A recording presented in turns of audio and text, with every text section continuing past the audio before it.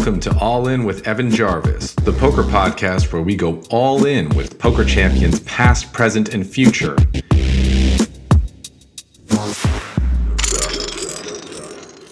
Hey there, friend. Welcome to All In with Evan Jarvis, the poker podcast where we go all the way with poker champions past, present, and future. In today's episode, we have a very special guest, not just a poker champion, but actually poker's world champion, the World Series of Poker main event winner, and player of the year from 2012, Mr. Greg Merson. Greg Merson is someone who has played millions of hands online. I like to call him the perpetual 24 tabler because when I met him, that was all he would do, was play as many tables as possible for as long as possible until he fell asleep. It was a supernova elite every year since the program's inception until Black Friday happened and he was no longer able to grind from home. And definitely one of the sickest grinders of all time. Not only could he put in volume, but he could put some crazy moves on his opponents while putting in that kind of volume. So his capacity for creativity and being calm under pressure is pretty much unparalleled in this game. And anyone who's watched the final table from 2012 at the World Series of Poker main event knows this, especially if they watched the epic 16-hour three-handed match where Greg took multiple bad beats but kept his cool and went on to win the World Championship, the World Series of Poker main event bracelets, and over $8 million. Greg is someone who overcame a lot of adversity and is one of the strongest people I've met in the poker space. Yes, he's the main event champ. Yes, he's the 10K 6 max champ. Yes, he's got over $10 million in tournament winnings and probably over 10 million hands played lifetime between live and online. But he's so much more than that. Greg is passionate about helping people take control of their lives through taking control of their finances and through overcoming any addictions that are keeping them from accessing their full power. Shortly before this podcast was recorded, I was blessed with the opportunity to attend his wedding as one of his groomsmen and see just how good of a husband, brother, son, uncle, and nephew he's grown to become. When I first met Greg, I knew him as a poker player, and then I grew to know him as a friend. But now I've grown to see him as so much more. Greg is a great role model in this world because he knows that his relationships are just as important, if not more important, than his poker results. If you're listening, thank you, Greg. I hope that the listeners of this podcast will benefit from your story as much as I have. This is All In with Evan Jarvis. I hope you enjoy the conversation. And I hope you'll learn some lessons that help you boost your confidence and build your bankroll. Now, without further ado, let's get stacking. And I am extremely excited for the guest that we have today. You guys may know him, none other than the world champ and player of the year, Greg Merson. Welcome to the show, brother. How are you? Hey, man. Never gets old hearing the world champion status, Yeah, man. I mean, that's what you got to grind for, right? You got to get the title so you can have it for the rest of life. Champ. I mean, champ. It's honestly kind of awkward because I don't really think about it too much. So when I get introed for interviews and stuff, that's generally the direction it goes. And it's just kind of a, I still feel awkward kind of responding to it, You're just like, oh, cringe. If you could be introed like as the most like normal, authentic Greg, what do you think that intro would sound like? If you said, this is the kid who's played over 10 million hands of online cash games and something like that, There we go. More, I would say, just like comfortable with that type of intro, just because I know I've put in a lot of work and it's just something that comes with time, and winning one tournament is just winning one tournament. Yeah. And that's something that we're going to talk about in this episode of the podcast. We're definitely going to talk about winning two major tournaments and how there was a lot more to the story than people know, including a lot more than what they saw on ESPN and TV. So I hope that we can kind of like dig into that and give you guys a glimpse of just what went into that moment and everything that stemmed thereafter? Because there was a lot of hard work, dedication, sacrifice, all kinds of experience that led to that, right? Yeah, I mean, it's all kind of like a blur, just because I was playing so much poker from pretty much from like '08 to 2013, up until Julie and I started living together. It's all kind of like a blur because I just played so much poker. Okay, so let's talk about poker. How did you first discover poker? What was your first introduction? I guess I just saw it on ESPN the first year that they had hole cards, which was the year that Moneymaker won, and then the first time I played was with my brother's friends, and I didn't know what beat what. So I remember I wrote down, the hand rankings on a small, like maybe it was a napkin or something, and I played some small cash game and lost $10. And then I started playing with my friends shortly after that for similar amounts of money, $5 or $10 in high school. And how did you do when you first started playing with your friends? Were you pretty much a natural? Did you pick up the game pretty quickly? Were you kind of crushing the guys, or was it pretty fair competition at first? So I think that I ran exceptionally well, and then I read Phil Helmuth's book, Play Poker Like the Pros. This is the only poker book I've ever read, and just reading that put me way ahead of the kids I was playing against. And then I definitely ran really well too, because I ended up taking a very small bankroll and building it up to around like $500 before I put money online. And this was from playing $5 and $10 cash games and $5 and $10 tournaments. So I just ran like outrageous, you know. I remember I won like two $10 tournaments for $150 the first when I was I think I was a junior or a senior. So back then, it was so much money at the time. And then I would never spend my poker money. My parents would give me money, $10 to go to the mall or something. And I would always keep my poker money separate. So it allowed me to just maintain the bankroll instead of spending it on just normal teenager stuff. Yeah. So when you first started out, it sounds like, you, like myself, you were pretty big on top of money management. You wanted to build this thing up and you didn't want to put yourself in a position where you could blow it, right? Yeah, I wasn't really sure where I was going with it. I just remember I had this black box in my room that was a large stack of money because it was all really small bills. There was like a ton of singles in there. And I just kept saving it. I don't really know what my plan was. It's not like I ever thought I would play online poker at the time. I mean, I had played some play money online, but I didn't really know what real money online was, or I didn't even know that you could play a free roll. I just played play money party poker and just didn't really know that there was any, I was just so new to the industry. I didn't know what I was doing. Yeah, man. So when you first started out playing, were you more interested in the fact that you could win money, or was it the fact that you were winning? Because it sounds like I actually didn't know you played play money at any point. I thought you were straight cash from the beginning. But did you just love the game so much that you just wanted the feeling of winning? Yeah, what do you think kind of drew you really to love it so much? I don't really know, honestly.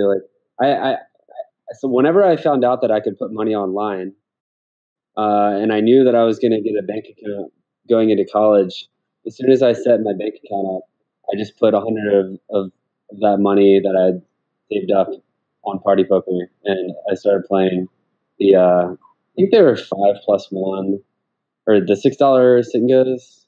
Yeah. But there's no way they were 5+1, were they? That seems like such high rake. I think they were 5 plus 50 cent back then. Oh, okay, yeah. So those were what I started out playing, and I don't really remember too much of my early party poker days because those were mixed with so much drug use. So Yeah.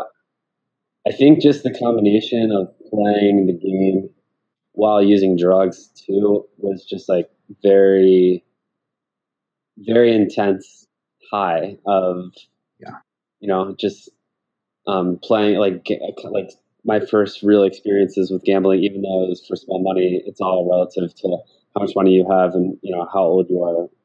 But even playing a $10 tournament felt so big to me. So Yep. yeah, I never really did it all that great. my first year on Party Poker. I mean, I never went broke, but I'd never had more than like $2,000 to my name or something. Okay, so you're just kind of like steady, fluctuating, building up sometimes, losing sometimes, but not exposing to too much risk. And you were just like, because I know that feeling too. When I first started playing, it's just like it's so exciting to play this game. This game where like, you know, there's chance, there's luck, there's skill, there's reward, and it's very addictive, right? You just want to get more of it. And then I like pretty quickly got into the MTT scene where I got one of the first sites I signed up for was Pocket Five. So then I started following the rankings, and Johnny Bax was the number one ranked player back then. I remember the first time I played with him at my table, I remember telling my mom, like, Mom, I played with the number one ranked poker player in the world today. And Yeah. just how much fun it was to play those tournaments, even though I never really had much success in them. I was just like a small winner in the mid-stakes tournaments. Yeah. And then all my friends were really starting to accelerate around that time. That's like when I met Christian and Steve Silverman, who was Zugwad online, and then I met Chewy. And all those kids were all like crushing the highest stakes. And I was Yeah. trying to get out of like the 20 rebuys and like the 50 freeze outs, and I just couldn't really find my way out. So Okay. that's when I ended up switching to cash games. Okay, so when you met Christian and Zugwad and Chewy and Tony, is that where you like kind of first found your mentors who could teach you things that you didn't know and help like get you to the next level? You know, I don't really know because I felt like I wasn't really going to have much of a career in poker because I'd kind of tried everything. I tried sit and goes. I tried some six max cash. I had tried MTTs, and nothing was really. I wasn't like finding my niche anywhere, you know. And I hadn't tried heads up cash, but I don't know how I would have done in that back then. And then all of a sudden, kind of out of nowhere, something just clicked for me playing six max, where it was like the perfect storm of drive, along with Lego poker having the good instructional videos for me to learn from, and just constantly like I watched a video every single day and then played, hours upon hours and just learned from my mistakes. Back when the games were more forgiving, so you could really make mistakes and still end up winning. Yeah. Yeah, I feel like that was really important. And I know what you mean. It was that time where like if you were just willing to put in the volume and just play, you were going to get better. And it was great that we had these training sites where, you know, you could take in a little bit from each one, but still kind of stick to your own style.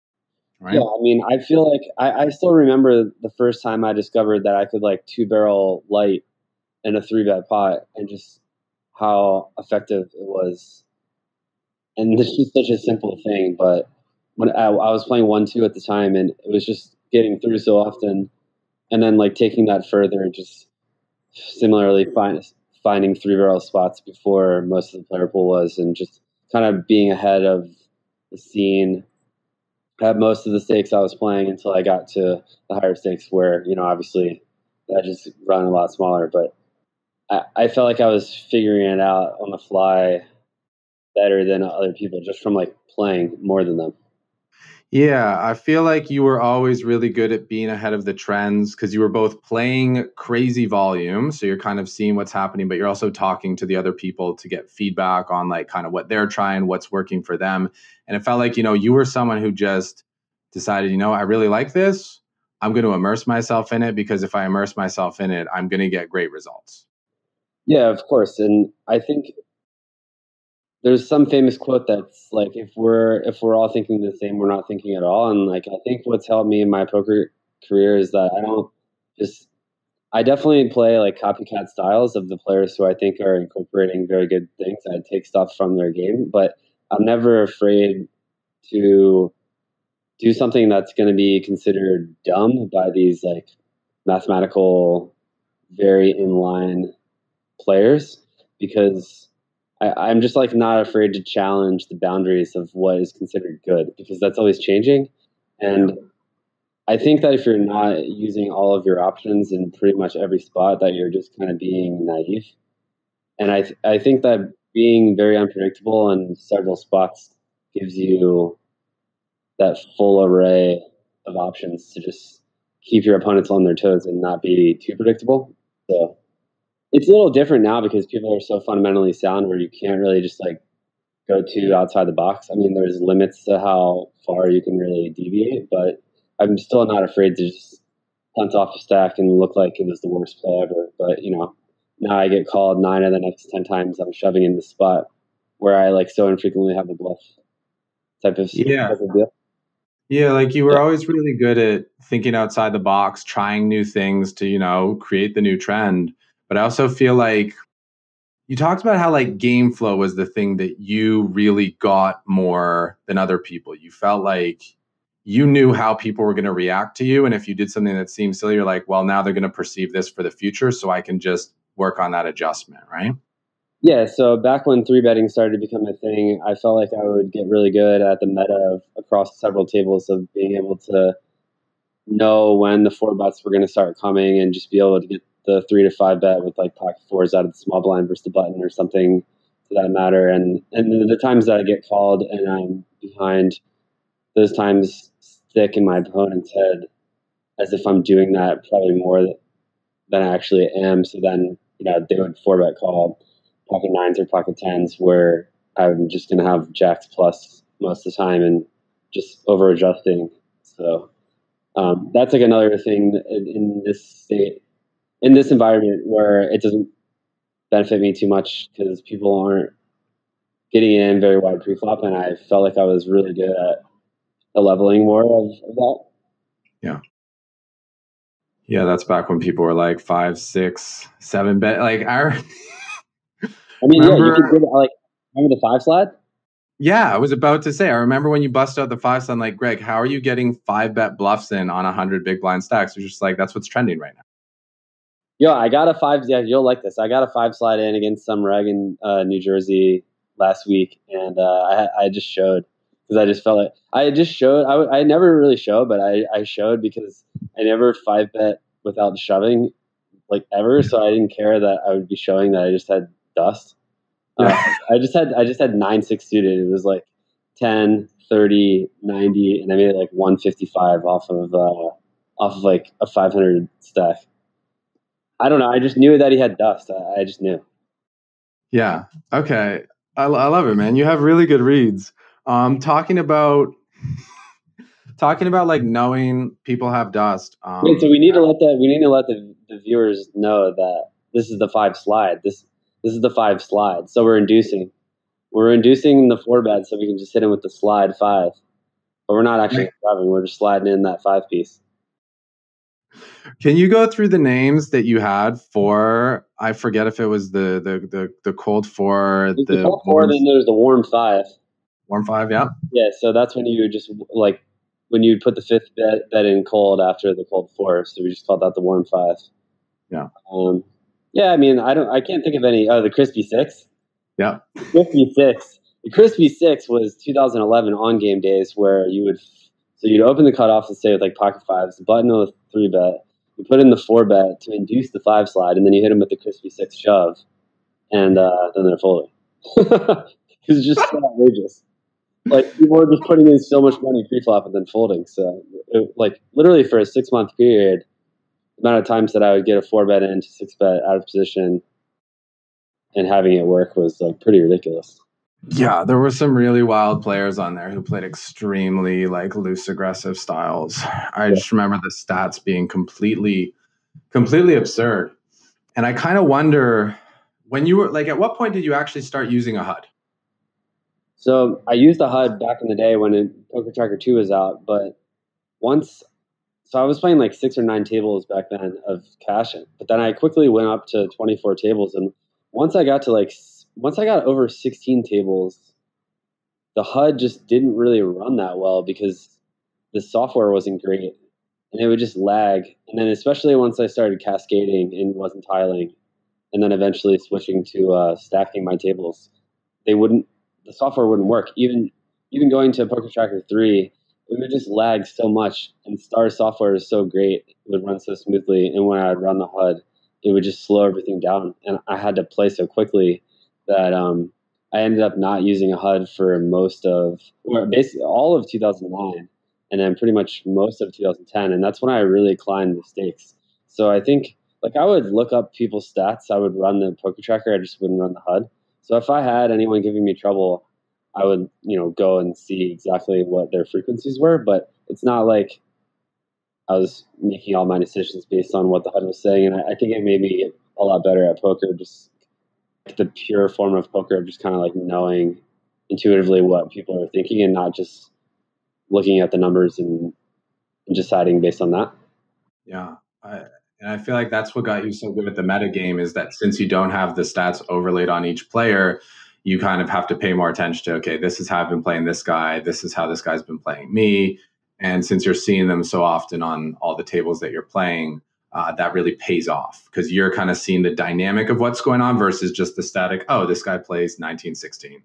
Yeah, plus the stats are very much interpreted incorrectly still to this day because it'll fold around to the small blind and you see that they open 45%, but that doesn't necessarily mean that they're opening 45% versus you because maybe they think you over defend and they have, let's just say they have a raise fold strategy and they're just going to start raising tighter and they raise like high 30s. Well, that's like pretty big range difference, in that 7% of hands, or vice versa. If they think you're over folding and they start opening like 55% there, you're looking at a fake stat essentially.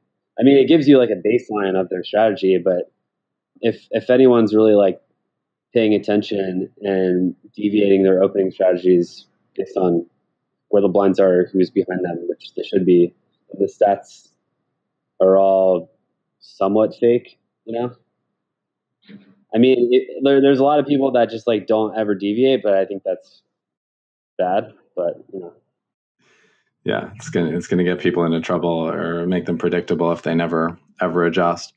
Okay, talking about the really like good reads that you've developed. I remember there's one hand you told me about, not from Bobby's room, but from the Bellagio, where you made a really sick call down where you knew the guy had absolutely nothing. Could you run us through that hand? So I was using Adderall at the time, so I don't remember the exact hand or run out, but I do remember roughly what happened. It was just a 4-bet pot at 10, 20, 40. So let's just say the button opened to 140 and I made it like 5 something in the small blind, and then he 4-bet to whatever the sizing was back then. It was like pretty big. Let's say he made it 1400. I had king queen and I had king queen suited maybe. And I remember it came like 9-5-2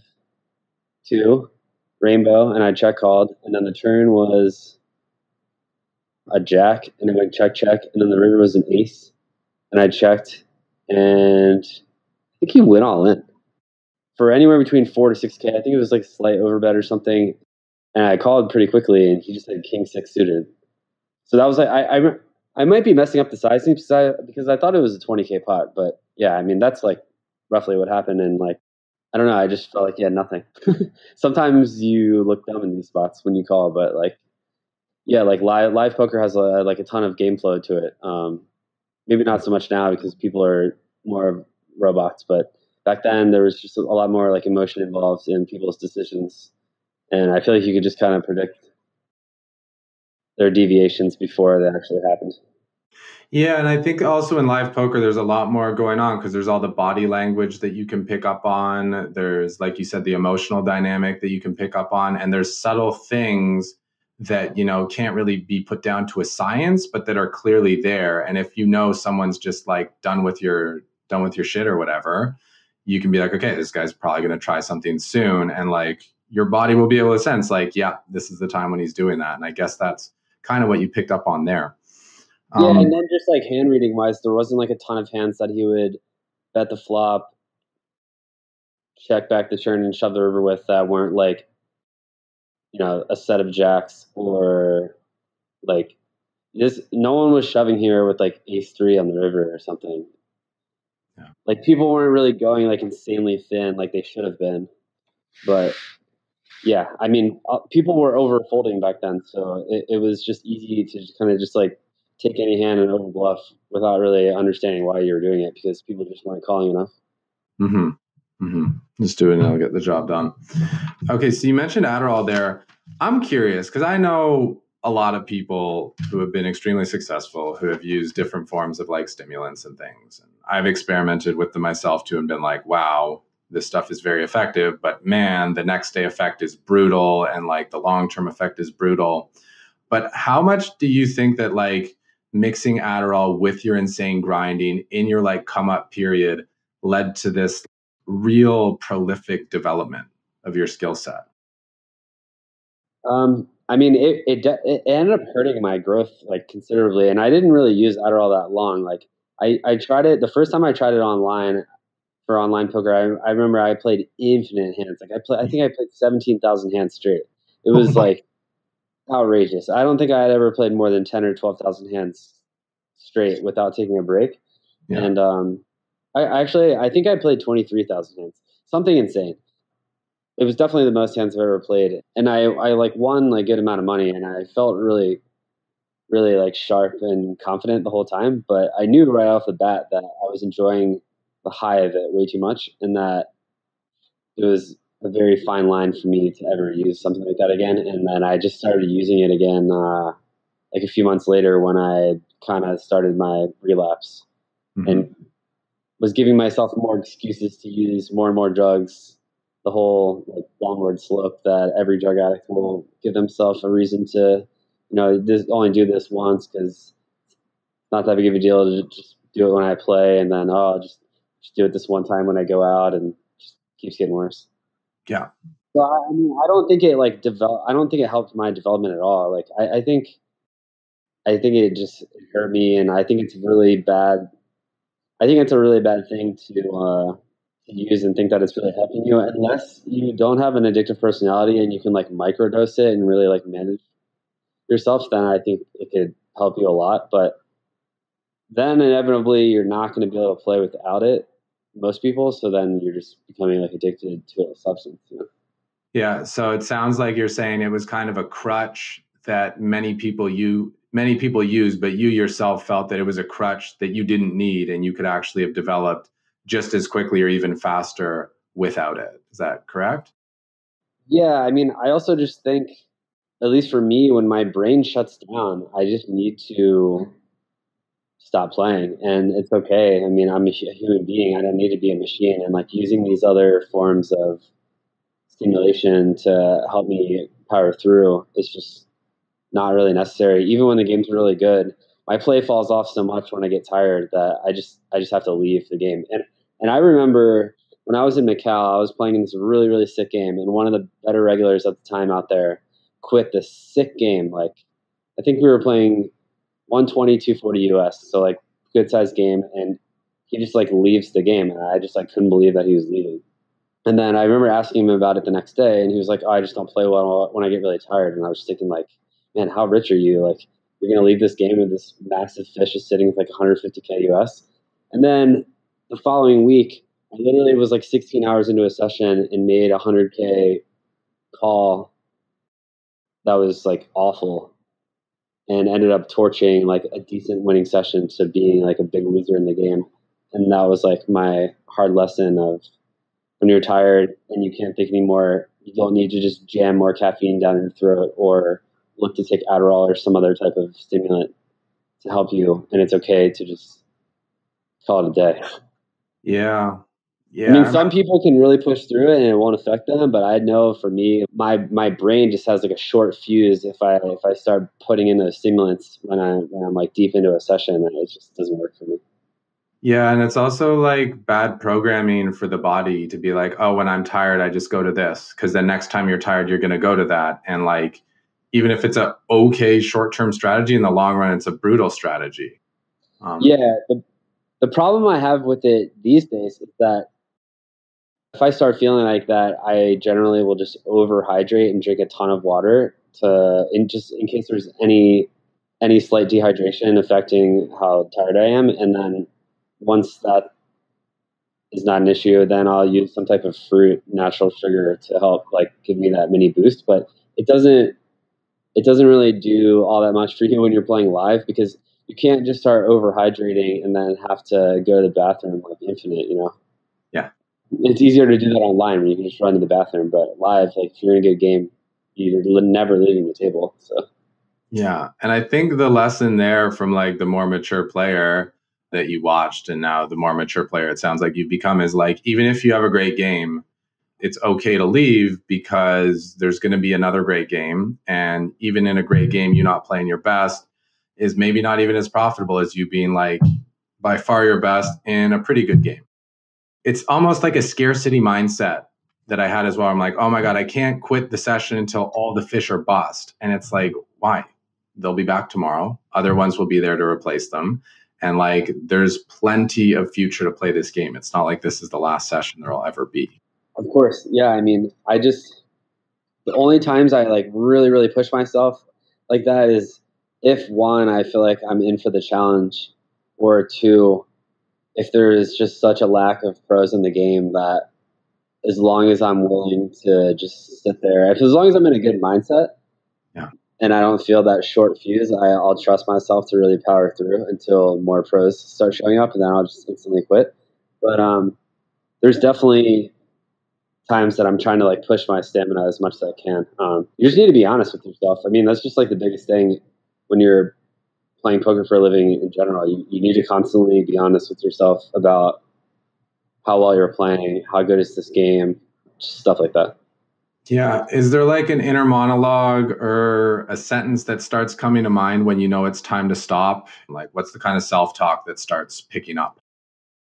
There's definitely those times where you're like, oh, I should quit, but then you're just like that degenerate side of you is like, no, fuck that, I'm going to keep playing. And I think just over the years I've gotten way better at actually quitting when that happens. Yeah. But then I also think that there is a lot to be learned from playing through those situations, because if you're just always quitting when you're in that bad mood and things aren't going your way, then you're never pushing yourself to fight through any adversity. Like recently, I've been doing really well online for the last few years, and because No Limit doesn't have as many swings as it used to, I actually kind of enjoy when I'm getting crushed sometimes and how it makes me feel like Yeah. to be losing and just feel that adversity and try to fight through it. And it's just like it's a different type of challenge. And, there's different types of tilt. Like sometimes I'm on like good tilt where I have that like image that I'm really tilted, but I'm just ramping up the aggression in a somewhat controlled way. Mm-hmm. So there can definitely be good tilt and then obviously bad tilt where you're either just out of your mind over bluffing or just never bluffing at all because you think no one's ever folding and you just start doing nothing ever. Mm-hmm. So yeah, I mean, it just kind of depends on the mindset that I'm in when those thoughts come up and whether I want to deal with them or just, call it a session and come back later the next day.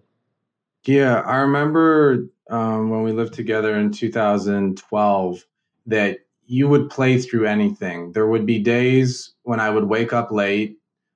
You'd already be on the computer, like blasting more Mustang, got the tracks going, and you'd be like, "Yo, Schlev, check out the graph." And I'm like, "Okay." I'd look, and you'd be like down like 5K, and I'm like, so like, are you gonna like take a break or quit? You're like, "Nah, Schlev, I'm gonna keep playing until I'm profitable." And you would. It's like you would refuse to have a losing session. If it took you 12 hours to get out of it back then, like you would do it because you wanted to like just show that you could hang. And even if I remember you almost saying like if you played bad at the beginning, you wanted to punish yourself for doing so by forcing yourself to like grind it back out and like proving to yourself that no, I can play well. Yeah, I still have punishment days these days too. It'll generally be the next day. If I have like a bad day or a bad showing and a bad session, I'll punish myself the next day and force myself to play lower and force myself to put in like infinite amounts of hands and hours to just like get back on track immediately. So I still do that. Even today, I didn't finish my session very strong, and I'm not sure if it was just physical and mental fatigue or what, but I'm just like aware of what happened and just will be more focused for the next time I play. I mean, I've done like so much work on my mental game in the last 18 months, and just in general, I'm making myself be able to come back from these sessions and be more and more fresh for each one. So people ask me like, do I study off the table? And I don't really do that much studying, but I'm doing all this other work that a lot of other people aren't. So I just think it keeps me ahead in different areas. And what kind of work is it that you're doing? How exactly are you working on your like physical and mental game to boost that stamina and focus? I guess about a year ago, I was having a ton of hip pain, and I went and got an X-ray that showed a little bit of arthritis. Got an MRI done on both hips, that I had torn labrums and some impingement issues that were causing all this inflammation and was tearing away at the ligament, causing a little bit of arthritis. So then I started looking up, how do you?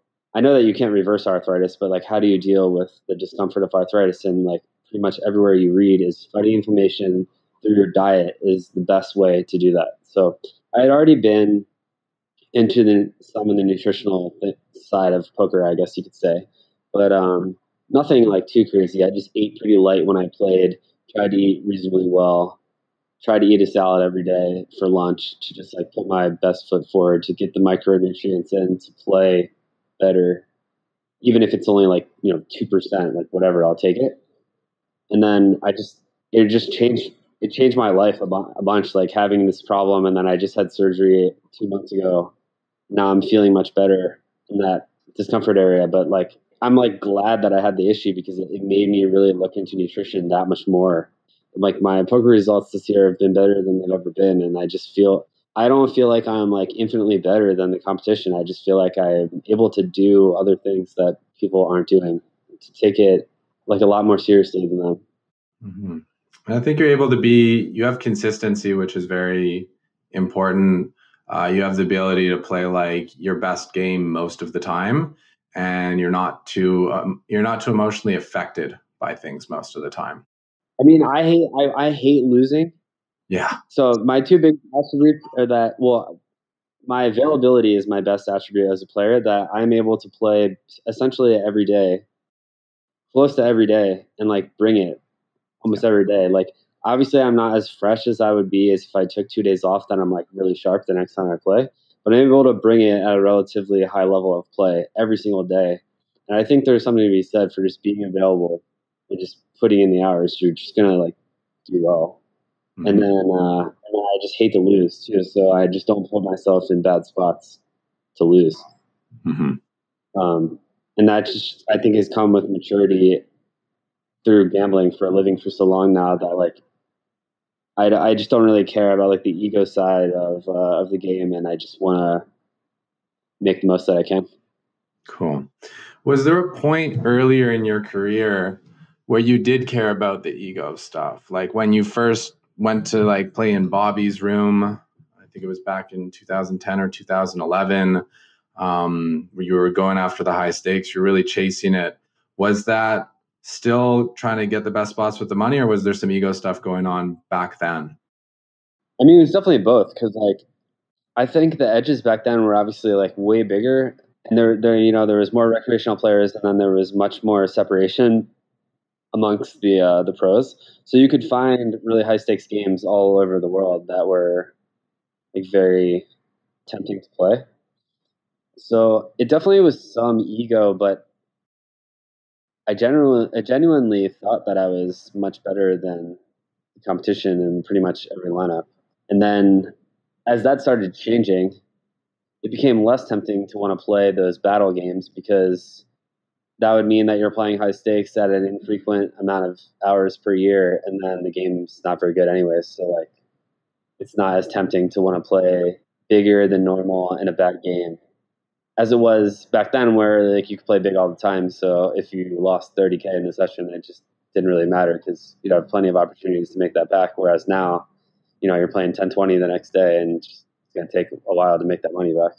Yeah. Is that kind of how you felt about playing one drop, the $1 million buy-in after, like obviously you had a great career year, you had a lot of success, but to then like play these tournaments where the buy-in is so significant compared to everything else? So for playing the $1 million one drop, I thought like one, it's a once in a lifetime opportunity. Two, if I win this tournament, it's going to give me the option to go down the route of like full-time sponsored, one of the bigger faces of poker, if I want to go down that route, because I'm going to be the number one all-time money list winner if I win, like most likely. Yeah. So So it was kind of like a no-brainer. I had so much added EV to play, even though when the field ended up, coming out and seeing what the field looked like when I showed up to play, I was like for sure losing or maybe break even because of the rake. And my table draw was probably the second worst. But even if the tables were all broken down even, it just wasn't really a great turnout. And then I wasn't like a full-time tournament player, so I suffered from that aspect as well. So I don't regret playing it because there was just so much upside to like more and more opportunities off the poker table. Like if I wanted to go that route, which back then I thought that I wanted to go that route like somewhat, but I'm glad that I don't. And I really never want to go down that route ever. Yeah, and it's hard to not want to go down that route when everyone around you is like encouraging you that like that's the thing to do. Like obviously all the media is telling you should do that. Your friends who think it's really cool are probably pushing you to do that. So you start to buy in and be like, yeah, maybe that is what I want to do. Maybe. But clearly that's not the case. You're someone who prefers a little bit of a low profile, the ability to just kind of do your own thing, keep things simple, keep things stable. I feel like you're someone who sees the big picture. Like you talked about how you saw the extra EV there. When you came back to Canada, you had your plan for how much you were going to be making per hand and all these things. Is that something you've kind of always done, planning ahead, or was that something that came when you started your career as a poker player? When did that kind of come into the picture? No, I've definitely always thought ahead, always. Okay. And that comes from like how I was raised because my parents are always thinking too far ahead, and maybe I'm like a victim of that as well. But I think I live like pretty in the moment. I'm not driven by money that I'll run out of money by any means. Like if I get older, I'm driven by the fear of not being able to earn money because that makes me feel like, like confident in myself. Mm-hmm. So if I'm not putting in hours and letting the game pass me by to where I can't win anymore, that the thought of that like scares me because I love playing so much, and then I don't want to just like start losing, So that's why I'm comfortable like playing smaller than I used to because I don't really care that like I can't beat the super big games anymore because I'll just play games that I can beat. Yeah. And like I enjoy winning, and like I'm not here to like win all this money and then lose it all back. Like I never really understood. This is going to be like a little bit of an off tangent thing, but like in the heads up world, you see these guys amass all these winnings, and then they clash in this like obviously they like sell action, but a lot of those guys would just end up going broke because it's like all the money goes to the top. Yeah. So I never really understood what's the whole point. There's like so many people in poker that just like never stop until they lose it all and they do it all over again. I don't know. I just never really understood the deal with that.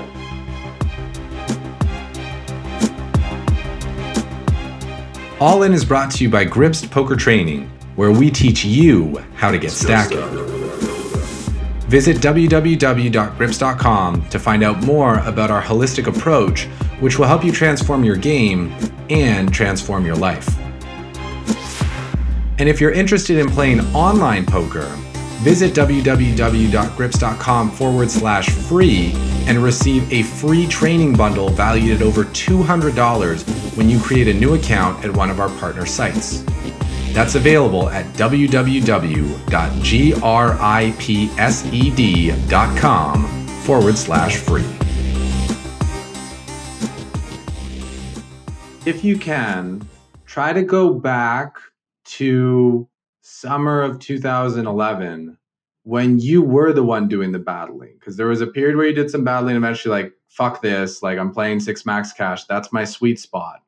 But there was a period where you wanted to be king of the hill and you got into those kind of battles, and just see if you can try to connect with what you were feeling at the time that would make you want to go for that, to prove to other people that you were just better than everybody. Well, I would say I was definitely driven by that, but I was more driven by the fact that I had spent 3 years amassing a bankroll through getting Supernova Elite without actually becoming that much better at the game. Like I had set strategies that I used because I was mass multi-tabling, and I was like a machine kind of. I wouldn't say that I was like very good at the game by any means, even though I was winning a good amount of money by just putting in a lot of volume. So I guess I got kind of bored with doing that, and I wanted to really push myself to get better. And the best way to do that is play heads up, because then once you know how to play heads up, every other format becomes like slightly easier if you just tighten all the ranges. So I just like hopped in versus guys at 10-20 and 25-50 because I could afford to handle the swings. I didn't really want to like, I don't think I was trying to like become the best heads up player by any means, because my focus was always six-handed, but I just like enjoyed the challenge and like how much it just like made me so much better at poker. Yeah. So that's like more of what I enjoyed about it. But yeah, I mean, I think I broke even at high stakes heads up, like, well, 10-20 and 25-50. I know on full tilt, pretty sure I broke even. And then if I looked at, these other sites, I mean, I'm sure that I was like around break even. Yeah. So it was again, you seeing the big picture. You're like, okay, I've made all this money, I've got the bankroll, but to be able to really compete in the good games that might come up, it makes sense for me to round out my skill set. So let me put myself a little outside my comfort zone for a bit so I can learn from it, so that I have that experience and am that much more well prepared and dangerous when I go back to my normal game, kind of thing. Yeah, and it was just so much fun playing heads up too. Like that, the constant action, and I'd have guys that would play me on like 6 tables, and it was just like the ultimate crack, because I love just playing infinite, that's not even infinite tables, but for heads up, it's a lot of tables. Yeah. And just the amount of decisions that you have to make so quickly. I love that challenge, and the stimulation of it is so addicting. So that part of it was just insanely fun. Yeah, and clearly it paid off, because 6 months later you win everything that you've ever dreamed about. But let's talk about cash games, because like cash games were always your thing. After the big wins, you'd have the interviews, and you were explicit. I am not a tournament player. In fact, you were so not a tournament player. I remember you bricking every single Sunday. Yeah. I haven't cashed the Sunday Million since Black Friday. I'm probably 0 for 50 or something. Yeah. Okay. And can you tell the listeners, why cash games just are the better decision for someone who's really looking to be in this for the long term and not just looking for a quick fix or a quick high? Why cash games really are just where you need to position yourself? I mean, now it's different because I have so much respect for the tournament players. I think there's a ton of really talented tournament players that clearly understand how to play post flop now. So it's different now. I guess you could argue that it's even more important to not go down that route now, because the variance is even worse now, with like the edges getting smaller there. But I just, when you're talking back in the day, my thought process was that I just felt like I was improving at the game so much more playing cash, and you could win more. But I might have actually been somewhat wrong, because back then, if you think about all the like 10K live tournaments and playing like the good 25Ks whenever they happened, you could probably expect to make quite a bit of money playing these tournaments that I was skipping. But it's specifically talking about online, it's like, when am I going to play this $200 tournament on a Tuesday night where my ROI is like 20%? I mean, what your hourly on the table is like pretty awful. Yeah. So unless you can play infinite number of tables, which I couldn't for tournaments because the spots were just so complex with different stacks everywhere, it's just like my hourly compared to playing cash was like way lower. And that's, like I felt like I would just be wasting my time playing the tournaments. I didn't particularly enjoy playing 9-handed at all. Like I actually hated it. So yeah, so it's definitely easier to scale with cash games because things are more consistent. I think also that something that people don't acknowledge is that tournaments have more emotional volatility associated with them, because they kind of ramp up the gambling high by having raising stakes, raising payouts, all these things that we subject ourselves to more emotional swings, greater excitement, but greater disappointment, which we don't have in cash, because in cash, the stakes are always the same unless we choose to raise them. And we're in full control of how long we play, what lineups we play. It's just a lot more like stable and steady. Yeah, there is. The thing about tournaments is like the high of winning one is nowhere near all the lows that you have to pay throughout weeks and months of just like losing and losing and losing, and then you win something, and like you win something and it feels like more of a relief than like a high. Yeah.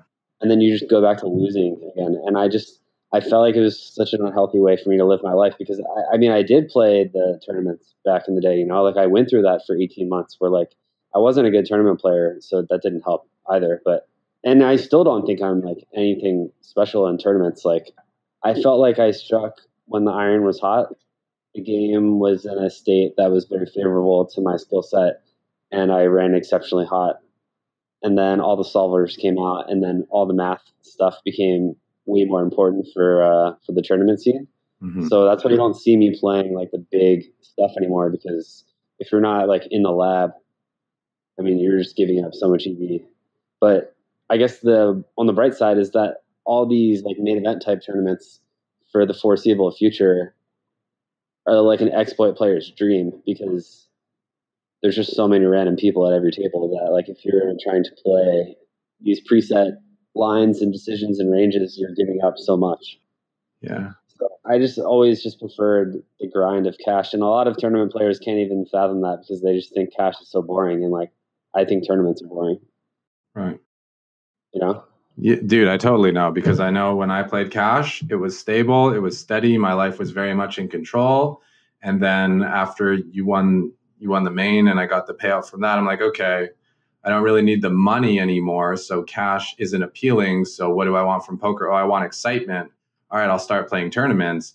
And although it went well after I learned what I needed to learn over the 3 years, like I pretty much became like a true degenerate gambler once I got. Yeah, I mean, I think most we've had this discussion before. I think a lot of the tournament players, less now than before, but a lot of them in general are just like degenerate gamblers. Like you'll find them doing the DFS stuff every night and betting sports every night, and just more likely to be gambling in the pit.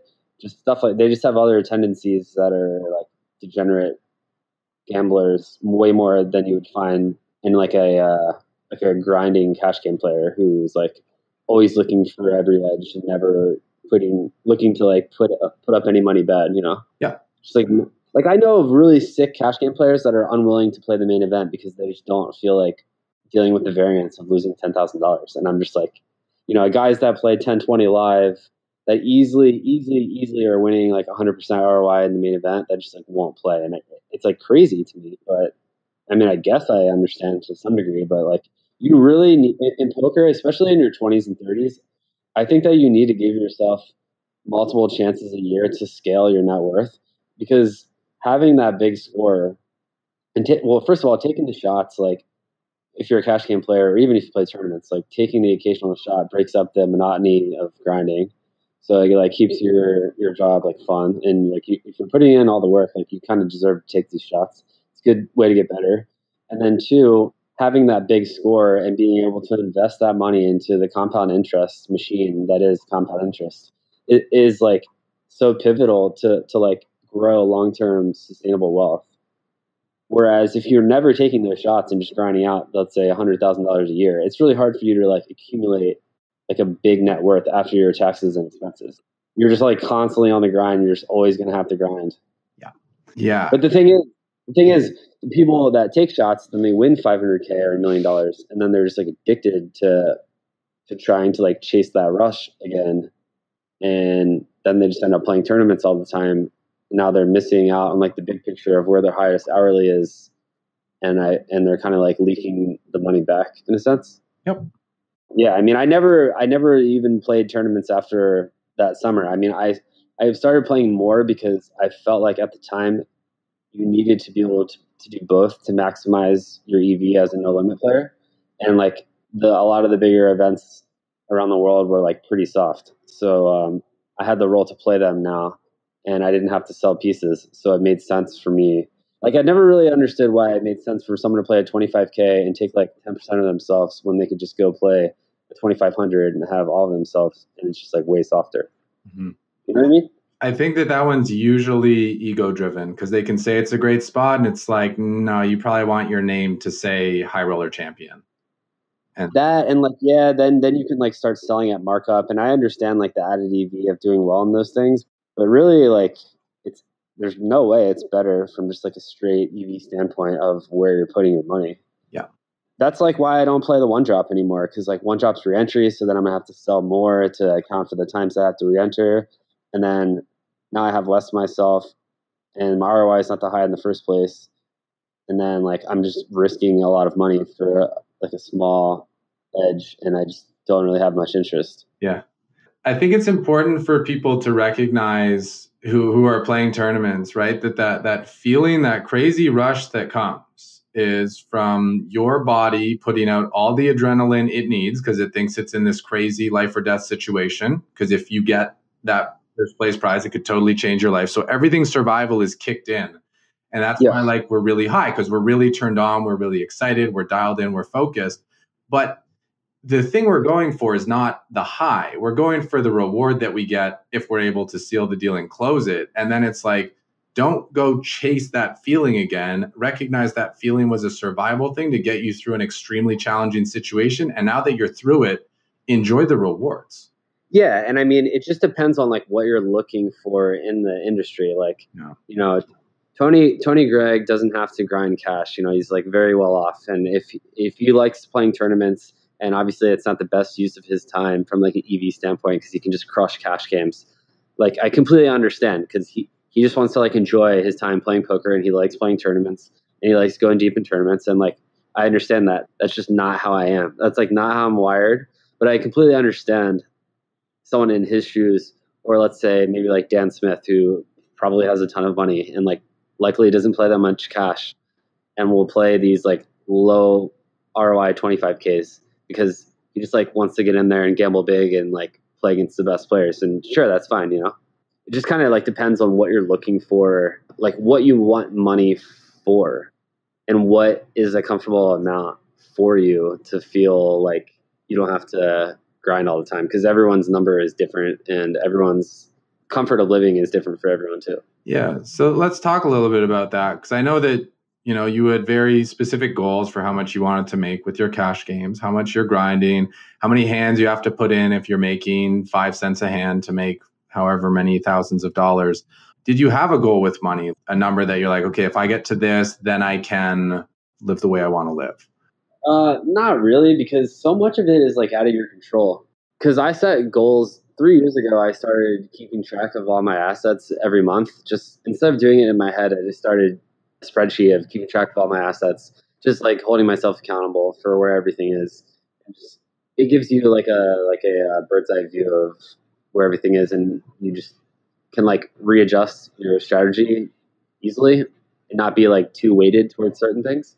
So when I did that, I wrote at the top of the sheet different goals for different ages. So I had one for when I turned 30 and I missed it by like 150K. And it is just like, I knew when I set the goal that it was out of my control with a ton of things, because the stock market could go down, or the housing market could go down, or poker gets a lot harder. And like, there's just so many things out of your control when you're talking about how much you'll end up having, that you can't really like sweat it, because as long as you have like a decent income coming in that you can at least like maintain your expenses and you have money invested, you're going to be fine at the end of the day. Like just keep your head down, don't punt off your money, 20, 30, 40 years, you're going to be chilling. Mm-hmm. And you actually inspired me a lot with investment. Our mutual friend, John, also inspired me a lot because he won one tournament for a couple 100,000 and somehow never had to work a day since. Can you talk a little bit about what it was like becoming an investor, getting into real estate, getting into stocks, starting to really understand this thing that was so foreign to us, and how it changed your life when you truly became an investor instead of just a worker? Yeah, I mean, it just like I spent year after year playing poker, paying my taxes, having my expenses, and then seeing my net worth grow like fairly minimally for how much money I was making, because I also like have a pretty expensive lifestyle. I definitely live above my means in terms of like what my rent costs, and I eat healthy, so my food costs more. I have like certain expensive habits that I don't need to have, but I choose to have as like a reward to myself. I don't think that I'm like completely out of line, but I could for sure cut back, maybe a couple $1,000s a month. But what is that going to like do, So that's kind of how I've always lived my life. Like I know in the podcast that you did with Sarah, you talked about how like we spent extra money on our rent in Toronto because I wanted to wake up and be inspired every day to work that much harder and like not get depressed living in like a smaller apartment. Yeah. You know what I mean? Yeah. So it's the same thing here. Like I pay almost $6K a month rent for my place, but I have a full view of New York City this view just gives me that inspiration to work my ass off, and I think I like make up for it, and it just makes my life even like that much happier. Yeah, man, because we're a product of our environment. And if we put ourselves in an environment that's very depressing, where there's not a lot of potential, we're probably going to feel depressed and feel like there's nothing we can do with our lives. Whereas, if we're going to stay in penthouse condos in Macau and Vegas and seeing just how the other half lives, then we can start asking, okay, how do I need to shift my habits and my beliefs and my behaviors so that I could start living that life? Obviously not next week or next month or even next year, but what are the subtle shifts that I could make so that I actually belong here and deserve to be here, as opposed to it just being a glimpse or something that I'm kind of overdrawing my bank account to do for one weekend that I actually shouldn't really be doing. And I think that's the difference, is when we develop those habits and those traits, like being an investor, like being disciplined, like setting goals, but at the same time, like, well, having the big plan, being loose with it and being like, I have this plan, but I'm going to flow day to day and adjust as I need to. And when we start doing that, we start deserving those things of like the higher price lifestyle. And we're like, it actually makes sense that you would be in a great place. Because if you lived somewhere cheap, suddenly your drive wouldn't be there, passion wouldn't be the same, because it's not like when we're where we want to be, I feel like we're at our best. And when we're not where we want to be, we're not at our best, but it forces us to make the changes to get to where we want to be. Yeah, it's 100% true. And I feel like I've reached like a point of lifestyle where I don't ever really foresee myself wanting anymore. Like I feel like I have everything I need. Like I don't feel like I need to upgrade in terms of apartment or car or anything like that. I've been like very content for years now. I've been in this apartment I've been in this building for over 3 years now. Yeah, I'm just happy. And like, I don't live in like the penthouse floor. I don't feel like I need to be there. But like, it is important to always look forward to new stuff. And like, part of the reason I never wanted to buy like a really, really sick sports car is I want to have something to look forward to later in life and not just like have it all right away. Like, it's okay to be patient and have stuff to look forward to and really like push yourself to work towards goals that you have. So yeah, like with like back to the investing thing, is that as I saw my net worth not increasing the way I would want it to, I just started doing a bunch of research on like expense ratio calculators with mutual funds and how much I was paying these advisors, and then compound interest calculator, like plugging in different numbers with how much I'd invested, how much I plan to invest each year for X amount of years at this percent, and like what it would become. And that's where you actually get to see that like all the hard work I'm putting in now in my 20s, I just turned 30, is just going to like pay off down the line. And like, I don't need it for myself to have like a $10 million house or something like that. But like, I'm kind of driven by the fact that I want my last name to have like a legacy where I can pass on everything I've learned with investing to my kids and their kids and set up like a generational wealth through my name.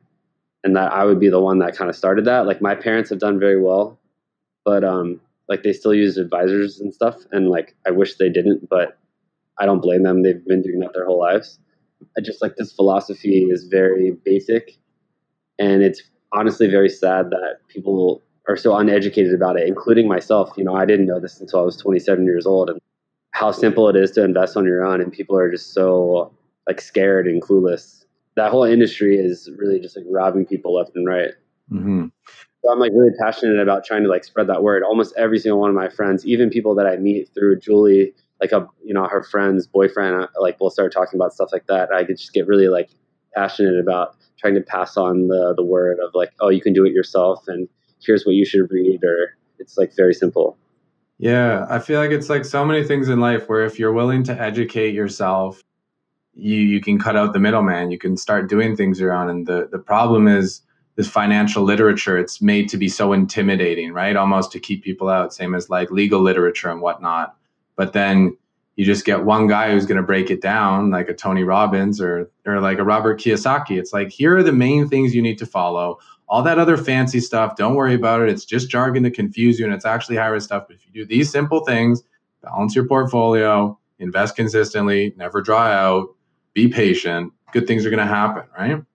Yeah, and I think that our generation has done like a pretty poor job of of like saving in general when we're going to live longer and then the next generation is going to live longer. And if people aren't prepared for that, then I just don't really know what's going to happen. Because if people start living into their 90s left and right, then how does our country pay for that? I mean, I think that Tony has talked about this before, that with that and technology like taking jobs, that there'll just eventually be like a human tax, because there's just the population is going to be so big, people are going to live so long. There's only going to be so many jobs that you're just going to be paying like a tax, like a flat tax to like the human. Yeah, it's flat taxing. And I think that's why it's important for us to focus on what's really important, which is like our health, our wealth management, our relationships, and our education. Yeah. My grandparents are 83, and like every time I spend any time with them, or when my wife's grandmas call to talk to us, I just feel the energy from them that like fucking nothing matters besides like your family and the ones that you care about. Because like at the end of the day, having an extra X amount of money, or like just little things that just don't matter, like none of that shit fucking matters. When you have to have surgery, or like you're facing any type of health problem, like none of that shit matters. It's all about just like, you just want to feel better when you're sick. You regret how much you take advantage of feeling good every day. That's like another reason I've put in a lot of time into like my health and educating myself on what I believe is optimal for myself, because there's like a million different ways you can go down that path. There's a million different diets, there's a million different types of exercise. Yeah, and the one that's the best is the one that works for you, the one that makes you feel better. And man, you're spot on with like it coming down to relationships, because the quality of our life experience really comes down to the quality of the interactions that we have on a daily basis. And if we have great relationships and we have our basic needs met, we're going to have great interactions. But if we don't have our basic essentials met, or we don't have good people, days are not going to be fun. Yeah, that's something I really struggle with, because I'm like very introverted. I also enjoy being around people, but being around people sucks a lot of energy out of me. I know that it has, or that it does. Then that takes away from my ability to work as much as I want to, or as sharp as I want to. So like, I definitely close myself off of opportunities to hang out with people, because I know that it's going to like significantly drain me. It's just like the way I've always been. So I've definitely gotten better, where like today I worked out with a friend, and just like, trying to meet a friend for lunch, and just because playing online poker is very isolating. And, I see my wife every day when she comes in from work, and that's like, I don't know what I would do without that, obviously, because there's days that I don't see anyone all day until she comes home. So yeah, can I ask you a question about that, about like being an introvert and like feeling drained by roles and things like that? yeah, sure. Yeah, okay. Because when you're with, say, Tony or Christian or myself, do you feel drained by those interactions, or do you feel like when you can be yourself, you're very energized from those interactions? No, like I feel drained. Like when we're done this conversation, I will be exhausted. Like part of the reason I turn down a lot of interviews and stuff is because I know that it's going to be like fairly time consuming, and then I'm just going to be completely drained. So I essentially have to like take a day off work, which is, not a bad thing, but I'm just addicted to the grind. So I have to really like set aside a day to do this. So I like, whatever. Today it was fine, because this time worked out perfect. I woke up early today. I got all my stuff done, and like I'm done for the day. It's fine. I'll go to bed early. I'll get back to work tomorrow. But yeah, I'll be exhausted, man. Okay. Like when I shot that documentary for Poker Go, like I was exhausted. Like, I mean, that's way more intensive than like this conversation for sure. But I don't really like talk that much throughout the day. So when I have these conversations, I like them exhausting. Yeah, that's what I'm trying to get at, because I know like when we live together, you would have tons of fun and like you just have a huge personality when you're just allowed to do your thing. And it's like when you're doing an interview, or when you're on a show, or when you get brought to a social event that you're not super fond of, or you're going to be with people who don't get you, you have to put on this role and you have to behave a certain way. And that takes a lot of energy. Whereas like Yeah. when you're just playing online with the homies, like you are so full of energy because you're just like being authentic, and there's no like thinking about how you have to behave, or no like restrictions on your behavior. No, I mean it's true, but I still have that issue. Let's say like in Vegas over the summers, I have to be very careful and not over socializing with the hand histories and just like the front house mentality of just never giving myself a chance to unwind between the grind and the constant poker talk at the house. And it's just also like overwhelming for such a long stretch of days in a row. Yeah. So I know from spending so many summers out there, I know when I need to go in my room and just hang out, or go to like the last couple summers I've been doing yoga, like bets with Tony and stuff, and all that stuff helps a ton. Yeah. But like recently, just getting in the gym in general has helped me so much with giving me something to do. Even though a lot of times I'm going to the gym by myself, it's just like giving me a hobby that I like really fucking enjoy, like a lot. Mm-hmm. And I never thought that I would ever enjoy lifting weights, like ever. I always hated them. I never had any strength. The whole like fitness scene and like health nutrition scene has just been really fascinating to me. And I'm just so happy to have found something that I really enjoy, because I love poker so much, and it takes up so much of my energy in my day. So it's nice to have something else to look forward to that also like helps with poker as well. Yeah, because exercise was a great compliment for your poker game. I remember when you came back, you said, I'm going to be sober, work out every day, and win all the money, because a couple of years ago when I was sober and working out every day, I won all the money. And it sounds like you have once again come back to the place where you are staying sober, working out almost every day, and winning all the money. All right, can we talk a little bit about the importance of like recovery, massage? Because I remember when I met you, you were one of the few guys who was actually down to just go to like a normal spa and get normal massages and then hang in the hot tub and in the pool, because you actually knew like the benefits and it felt good. And I remember when we first hung out in the pool in my building, you're like, wow, I need to come here every day. I feel so good just being in water. I miss that so much because I haven't lived in a building that had any indoor pool or hot tub since then. Yeah, I'm the same dude. I'm so like messed without a pool. I kind of like I float, which is really sweet. I bath, which is sweet, but it's not the same as like just being able to move your body in any direction, like swimming underwater, flipping over, all that good stuff.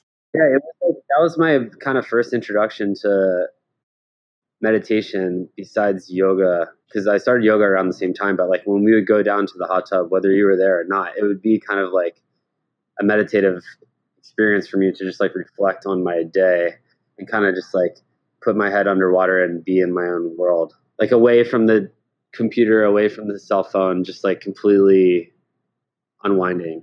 Yeah, you just get to turn off. There's no stimulation. We had the soothing sound of that like waterfall that rained down, lucky us. But it's just like, okay, I don't have to do anything. I'm just here. And something about being in water, I think like the cells get to expand a bit more, so the body can relax more underwater than it can outside of water, because there's no gravity. So there's a lot of good happening. Yeah, and then we had like sick conversations down there too, like really sick life, poker, whatever it may be, just like tons of really constructive conversations. Can you talk about what your experience of like having Dr. Gregg was like when he would come to our place once a week, give us treats? Because he was someone that like, in addition to doing the chiropractic and like working the body and healing it, was also really funny. Like he was good at getting us to talk and joke and laugh. So like, what was your experience like with the G-Man? Yeah, he was kind of like a little therapist, you know. The benefits I got through him obviously helped a ton, but just like completely unwinding and being able to tell him like anything, like double the help, you know. Because it's not like my group of friends up there was so limited. It was just basically you, John, a handful of U.S. players that moved there, and then like Jeremy and Max, and that's about it. Like, and then I wasn't the whole time I lived in Toronto. I was single. Like, I dated one girl a little bit, but you know, she just came to visit a couple times. But I essentially was just single the entire time I was there. So being able to talk to someone about whatever was definitely like key. Because even though Toronto is essentially the U.S., it's still a different country, and I don't just move there not knowing anyone. So it all worked out really well, because it could have been a lot worse. Yeah, if you put your faith in someone else to get you started, that could have worked out poorly. Or if we continue down the path that we Shouldn't have really got started down. That could have gone poorly too. Yeah, I mean, it's just this is kind of why I would never want any one of my kids to go into this industry. As much as I love the game and like everything it's provided me, I just wouldn't want anyone to have to go through all the different highs and lows and like all the stuff that you have to fade in order to be successful. It's just the odds are very much like stacked against you. Even if you have like a 10-year career that's successful, if you just like don't move down when you're supposed to, you can easily just like go broke. Yeah. Or if you get caught up in like other stuff, investments. Yeah, a million. There's so many things. Like give me the short list of like the 5 things that just get people, who are otherwise great players, but their career just gets sunk by this thing that's completely external to the game. Back in the day, it would just be the standard to run off your roll and then go broke. A lot of people did that, but those people aren't around anymore because you can't run your roll back up. So like that's like extremely detrimental to go.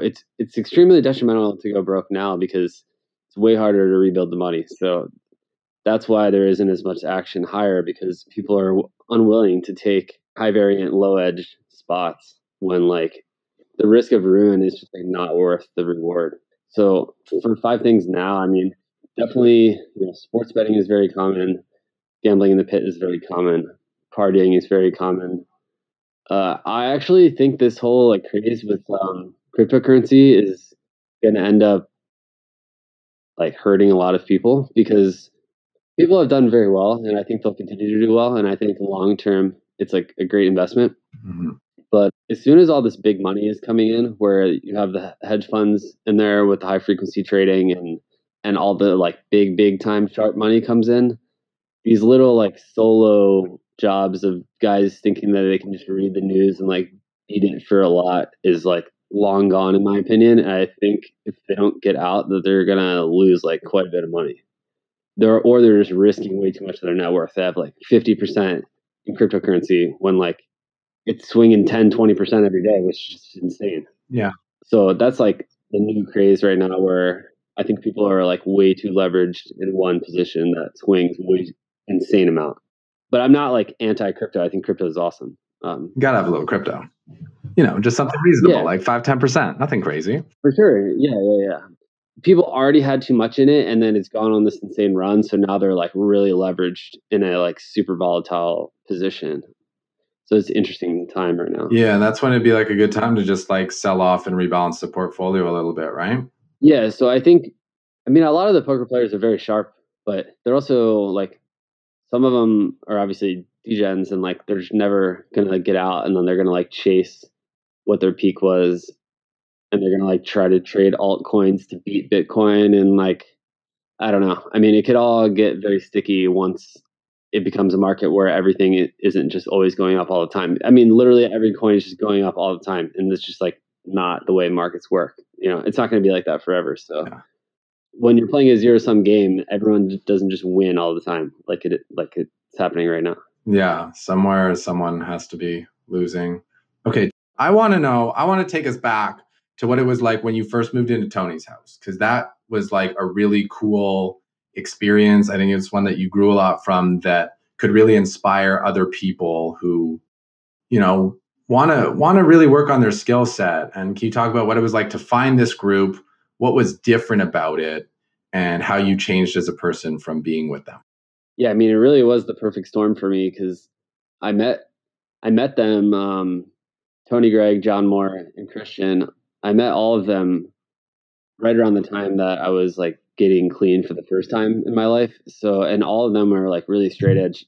I know Christian's never done any drug in his life besides drinking, and Tony and John Moore at the time like didn't do anything at all, like barely even drank. So just meeting them when I was at a point in my life where I was like making drastic changes, and then they were also all better at poker than me, was just like dream come true.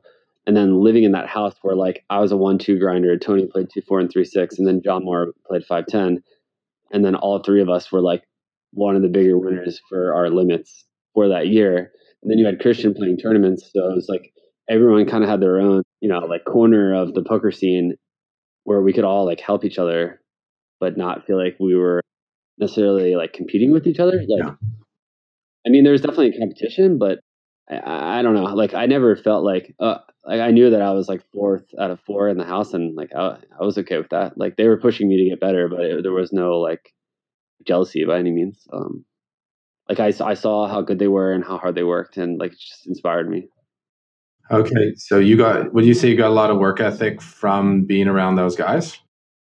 Yeah, because I mean, I just got to see like what moving up the stakes looked like, and just like when I got to sweat them play, it just looked so much fun to play at that level, and just like the competition. Just I've always just been fascinated by the online cash game scene, and climbing the stakes. There was just nothing more fun, and I don't think there ever will be in my poker career than like actually first climbing up the stakes, and just like how difficult it is to break through at the next level, and just that accomplishment of feeling like, oh, I'm a winning player at 2-4 now, or I'm a winning player at 5-10 now. It's like there's only so many winners at each stake, and like a lot of people are fighting for those spots. So like when you have one, it feels good. Yeah, man. That's exactly how I felt when you came to Canada and introduced me to Chewy and Tony and those guys and Dan. I'm just like, oh, okay, this is what like higher level play looks like. And it kind of like opened me to a whole new world of being like, okay, this is what's possible, but this is the level of work that goes with it. And then the question was, do I want to work that hard to get there? And while you were there, I tried it because, it was easy. I had a mirror. I could just, wake up and grind with you as much as I could. But when you left, I was like, okay, I actually don't want to work that hard on this. So I kind of accepted that while the super high stakes looked very cool and the way you would flow and like make these moves and just be in tune was very kind of appealing and almost like sexy in a way. I was like, I'm not willing to put in the level of work to get to that level.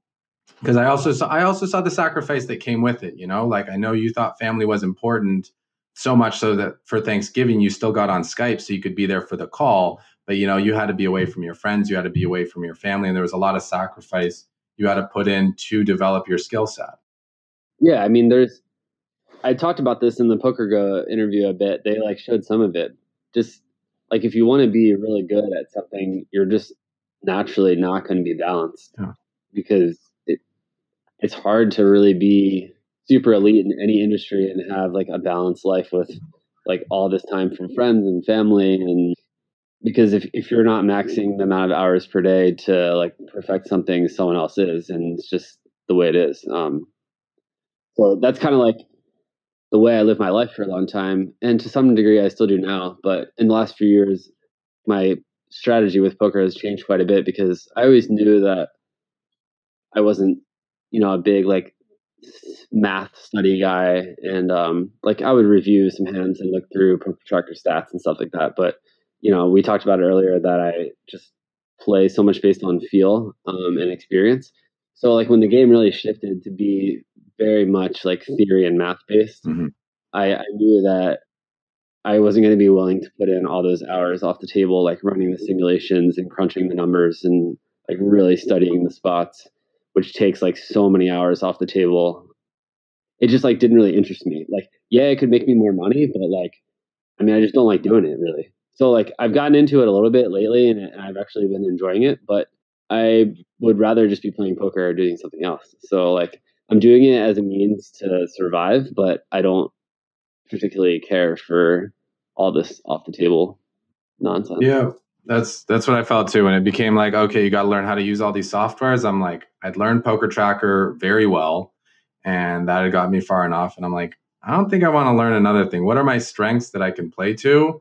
Okay, I'm a good speaker, communicator, teacher, understander, marketer. Let's do those things instead of trying to learn a new skill set, because we learn all these skill sets in our 20s so that we can use them in our 30s. We don't need to just like keep learning the next thing and keep running around. We can just work with what we're really strong at. And for you, it's like knowing your spots, finding your spots, showing up every day, bringing it every day, having good feel, having good awareness, having good connections, having good conversations so that you know what the flow is, and then just using all that. Yeah. And I'm like so competitive that I can't let it go by without like looking at it somewhat.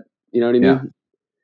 And I had gone long enough without looking into the different programs that you need to be studying. But I find like looking at them pretty fascinating. I just don't particularly enjoy spending like a ton of time with them, and I don't ever want it to like mess up my my feel for the game. So I think it's important to like touch up on some things fundamentally that I need to work with. Like at the end of the day, that's not what's like making me crush the games. So Yeah. I know why I crush the games, and I don't ever want to like deviate from some of the things that I do. Yep. Makes perfect sense. That's a good awareness and a wise man right there. So talking about competitive drive, really wanting to prove your skills. Talk to me about the tournament in 2012 that you really wanted to win. I think it was the Pro Bowl of poker, you called it. Yeah. So we had the was the minor league all-star game was the 5K 6 max, and then the Pro Bowl was the 10K 6 max, and then the wait, what did I call the main event then? The Super Bowl? Yeah, main event was the Super Bowl. Yeah. I mean, I like winning that tournament in the format that I've like played my whole life was like a dream come true, obviously. And every single year when it comes up, it's like very I'm like so ready for that event every single year. And I've done really well in it. Like I've only cashed the year that I won was the only year I've cashed, but like I direct bubbled and I 2-off the money bubbled back to back years. And then this past year I finished not too far off the money again. And I just feel like I've played pretty well every time that events come up, and I'm like so locked in. It's just nice to show up and feel like if I lose some pots, I'm not out of the tournament right away. Because it's kind of like a cash game tournament, so it's just fun. Yeah. So knowing that, because I remember you talking all year, like you really wanted to go for the 10K 6 max. That's the one that, is the one that takes the most skill. It's the one where you get the most respect if you win it. Knowing it was coming up, was that kind of an extra driver to work extra hard on your game and to push yourself to play bigger as the year progressed? For 2012, you're saying? Yeah, because you went from like you started the year at 2.4, and within 6 months you were back playing 25.50, just like 6 max all day every day, and you were like, I'm going for the Pro Bowl, man. Yeah, I mean, I felt really sharp.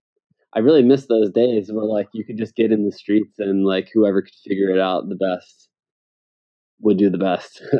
Like I've really missed those days a lot, man. I never want to like live my life sounding like one of those old guys who's like back in my day, So I just try to like keep adapting with the times. But yeah, those were fun days, man, where like you weren't relying on these different softwares so much. Yeah. The software stuff has changed all the live poker too, because the solvers, there was no way to study these spots live ever. Mm-hmm. So like, yeah, there's always been like software to study online spots in game and off the table, like plugging in tons of hands and ranges and stuff in different tools.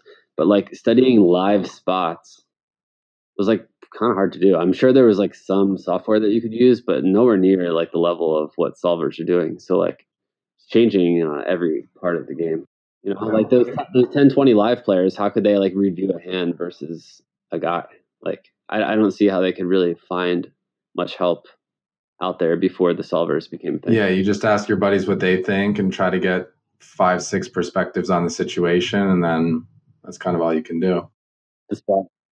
Yeah, I mean, I know that there definitely was other stuff before the solvers, but nowhere near like this type of like precision. Yeah, because I remember when we were playing in like 2012, we did use software. Like we had pretty dirty heads-up displays where we'd have positional stats and versus hero stats, and like for me, it was all just using the stats. I play, I look at what the stats are, and based on where someone's out of line, that's the adjustment. And I remember the first time I tried the play that you and Chewy showed me, which is triple float the aggressive player, the over-aggressive player, and then bluff raise him on the river for double his bet and watch him fold. And I was so scared to do that. I was so scared to like call the turn just so I could bluff raise the river. And I remember when the guy folded, and I'm like, oh my God, like it actually, it works? What? And you're like, of course it works. The guy's aggression factor is like 8.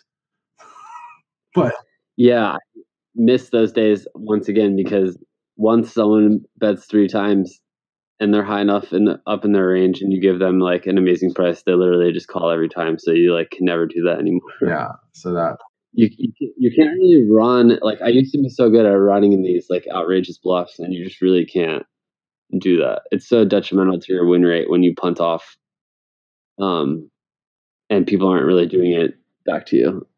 Yeah, true. So it makes the game a lot more like boring for me to not be in the streets just like clicking away. Yeah, I mean, it sounds like you become a pretty responsible young man over the years. Well, I mean, you just have to be like, if you want to do well, you just have to be so much more in line these days.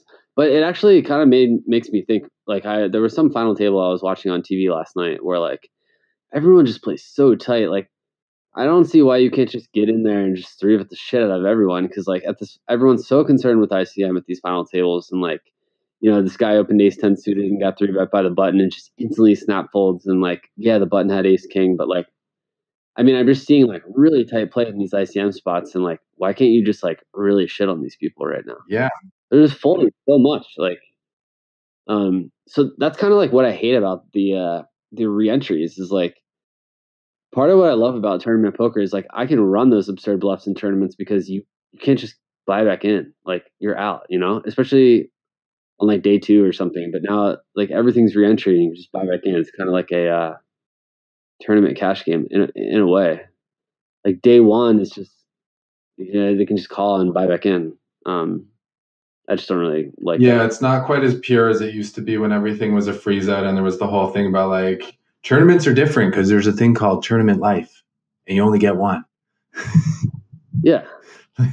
Now it's more just like, it is nice to be free, to feel free and just be able to go after like all the chip EV spots and not have to think about that stuff on day 1 as a cash game player. And I understand re-entry is great for me because I can keep firing bullets in these soft fields that I normally would only get, you know, 1 attempt at. But I think it's just like very short-sighted for like the longevity of the game.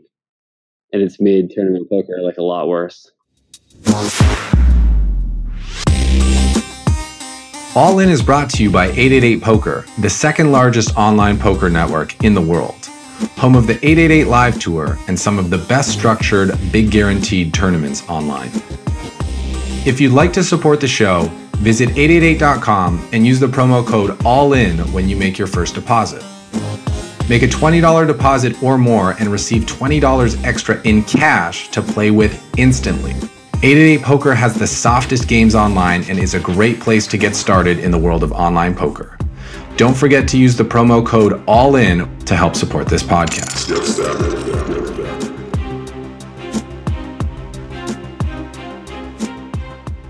Talking about the long run, what's your feelings on the importance of, you know, friendship and family? When you met Tony and you were in that house, it sounded like you kind of found a family there. When you came to Toronto, kind of found a family here, and I know you're pretty close with your family back home. How important is that to you, and how much has it supported you over the years? Yeah, I mean, it's really important, and I can't wait to have a family of my own. Like, it's kind of the whole reason behind winning all the money. What's the point of winning all the money if you can't enjoy it with your family and like watch your kids grow up and have time to spend with them and like provide them advantages in life that maybe other kids don't have? Not saying that you're like just ridiculously spoil them with stuff, but you can like give them an advantage in a lot of ways. So yeah, like I'm really looking forward to being like the head of the household, and just I have no idea how I'm going to be like as a father. You know, I guess you just don't really know until that happens. Because I imagine I'll be a pretty lenient, but who knows? Because I was raised pretty strict. Yeah, I feel like it alternates from generation to generation. One lenience, one strict, then back to lenient, back to strict, and it just kind of flip flops.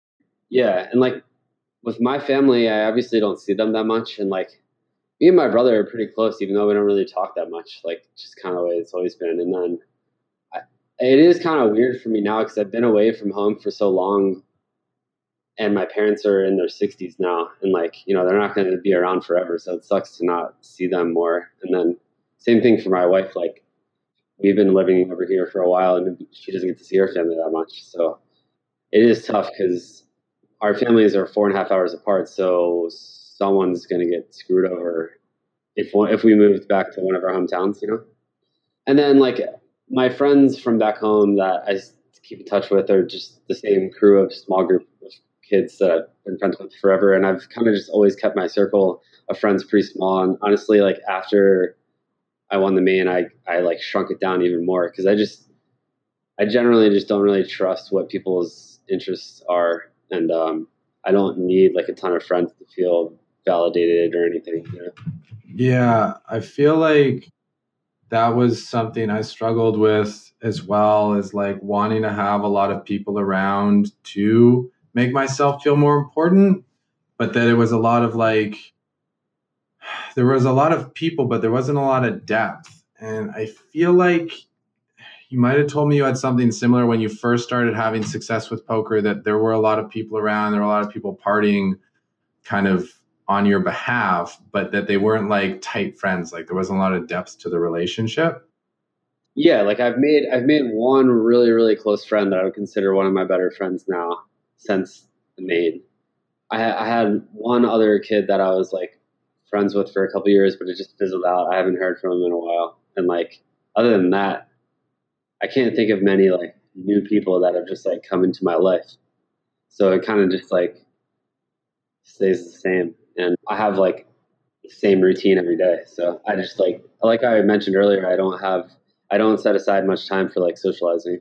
Julie always makes fun of me when I'm like, oh man, I'm so exhausted from like the night of going to dinner with friends and like, you know, going out for a little bit after. I'm just like exhausted. She just thinks that's hilarious. I mean, it's a big production to have to do all those things. It's not the same as like calling someone to chat for 10 minutes. It is. It is. I had a friend visit yesterday, or you know, Jesse Cheney. He was in my wedding, so he's in town and he was visiting. We were just watching football, and like I don't see him that much. He lives in LA, and just like talking to him for 5 hours was like exhausting. And I love the kid, you know, but it's like because I'm trying to catch up on so many different things, and then I'm just drained. Yeah. I've found that like doing the big check-ins is a lot. It does take a lot. Whereas doing like little check-ins here and there keeps it easier because then it's not like you have to like unpack everything when you see the person. Like you kind of know a little bit of what's going on and just like kind of light touch points. Because I find like anytime I talk to like an old friend, even if it's just for like 10 or 15 minutes, I'll usually feel really good. But 3, 5 hours, that's a different story. That's Yeah, that I totally agree with that. It feels nice catching up with people for that like 10 to 15 minutes for yeah. sure. I've always been really bad at reaching out. And then this is like why Tony and I don't actually speak as much in general, like ever, because we're both the same way that both of us like never reach out. So then we just like don't really talk to each other that much, even though he's one of my best friends. Yeah. And like when we lived together, I saw him more when we traveled together than when we actually were both in town living together. Cause like we both of us didn't really reach out. And then I don't know, we just like didn't really hang out that much when we lived together. It's kind of weird. Yeah, I know that feeling. I'm someone who doesn't usually reach out much either, especially because I thought like I'm only supposed to call people if I have news. You know, if I have something positive to share, then I should call people to let them know. But then I realized like there doesn't need to be a big announcement or a big thing to call someone. I can just call to be like, hey, how's it going? Check in on them. That's cool. And just kind of like ensure everything's okay. And if things aren't okay, like just find out what's going on, give them something to talk through. Because a lot of times, like we're so used to not speaking. You know, online poker players, we take in a lot of information, do a lot of things, but don't get out. We think it's like it's going to be a burden to put all this stuff onto someone else. Whereas if it's just a light conversation or you make the convo about them instead of yourself, then a 5 minute, 10 minute thing isn't a big deal. And the feeling that comes after just like a light check-in, I always thought of myself as an introvert, but when I'd have those short interactions where I just genuinely wanted to see how the other person was doing, make sure they were okay, if I could do a little something cool, do that, that the like feeling of invigoration and aliveness that came after was kind of undeniable. Yeah, I can relate. One of my better friends from back home just is going through a divorce. Had to be that like shoulder for him one day for a couple hours on the phone, and like it felt great, even though I felt awful for him, you know. But it like felt good to be there for someone, and for someone to like lean on you for such a crucial moment in their life, you know. Yeah, man. And like, because every time we do that for someone, we're doing it for ourselves. You know, it's not a divorce, but there's some similar emotional experience we had with some other relationship that when we're helping one through that, we're helping that old part of ourselves. Yeah. Anytime someone reaches out to me on any platform about asking for advice with like drug stuff, I am pretty much responding to all of them. Just like literally completely random people that'll message me on Facebook about the issue, as long as they seem like relatively normal and not going to be hitting me up all the time, then like I would respond to them with genuine advice and like take the time to hear their story and like offer them insight. And even recently, like 2 people in the last month that I've sent like quite a few messages to, and like it feels really good to give something back and not feel like you're always just taking, because when you're playing poker, you're just always taking. And like I am really passionate about recovery. It's just tough because I think everyone's recovery is different, and like a lot of people come to you with advice, and like my advice for you might not work for you at all. So like, and it's kind of sad because you kind of have to like figure it out on your own. Like you can go to rehab, but if you don't really want to be clean, like I can't help you, you know? And if you're not getting clean for the right reasons, then like you're not going to stay clean, because I've already been through that too. I mean, you really have to like want it. And I think that's just like anything in life, you know? Yeah, if you don't want it for yourself, you're not going to do it, because someone else can want you to do it. But as soon as that person disappears, or as soon as that person's out of the picture, you're going to be how you want to be. Like when I wanted to quit smoking, when my girlfriend wanted me to quit smoking, it lasted 5 days. I was super stressed. I got skin discoloration. All these bad things happened.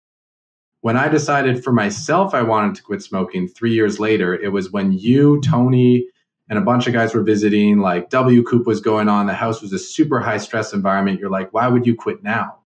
And I said, A, because if I can quit in this environment, I'll have no problem in any other one.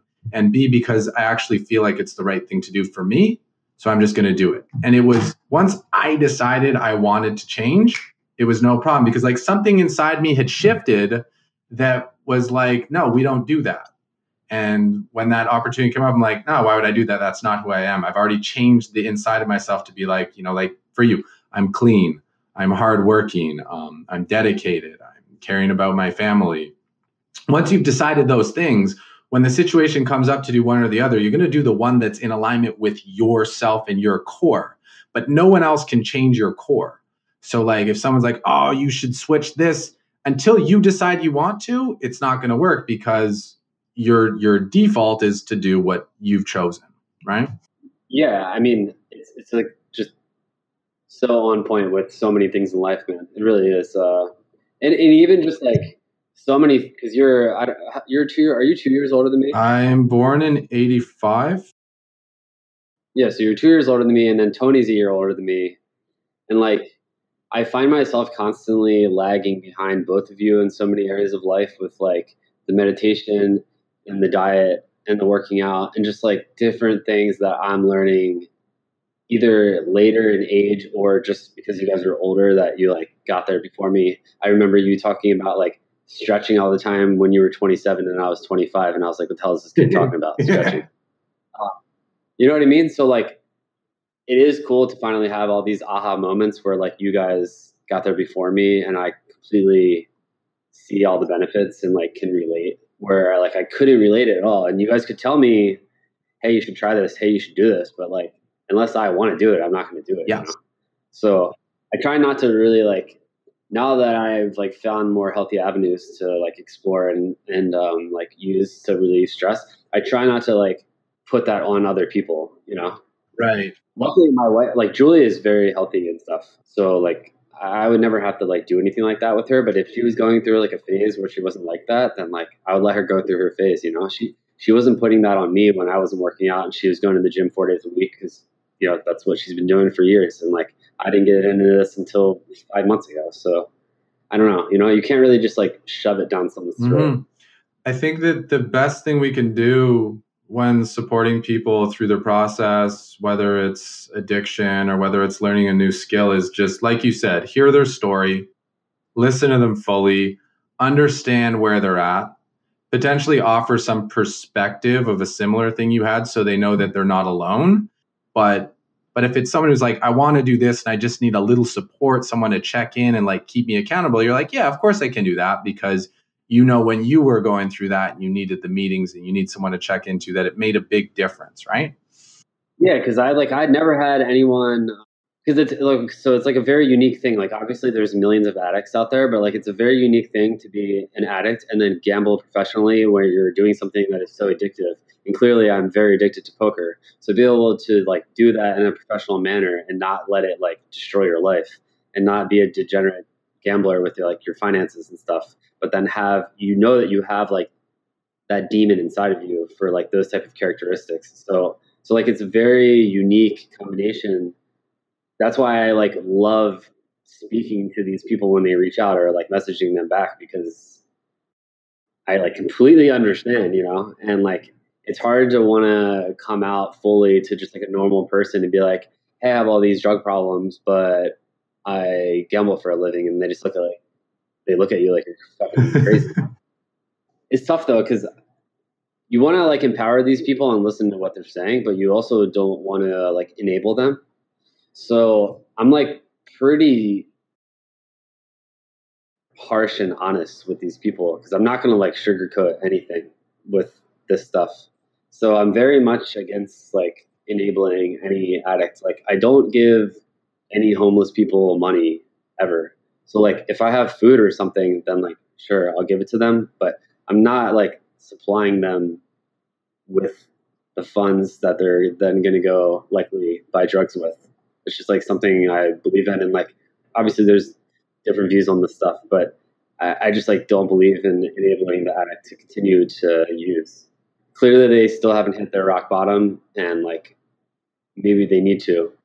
People, like a lot of people have ambition, a lot of people have drive, a lot of people have talent, but like most people lack patience, and like you don't just get there right away.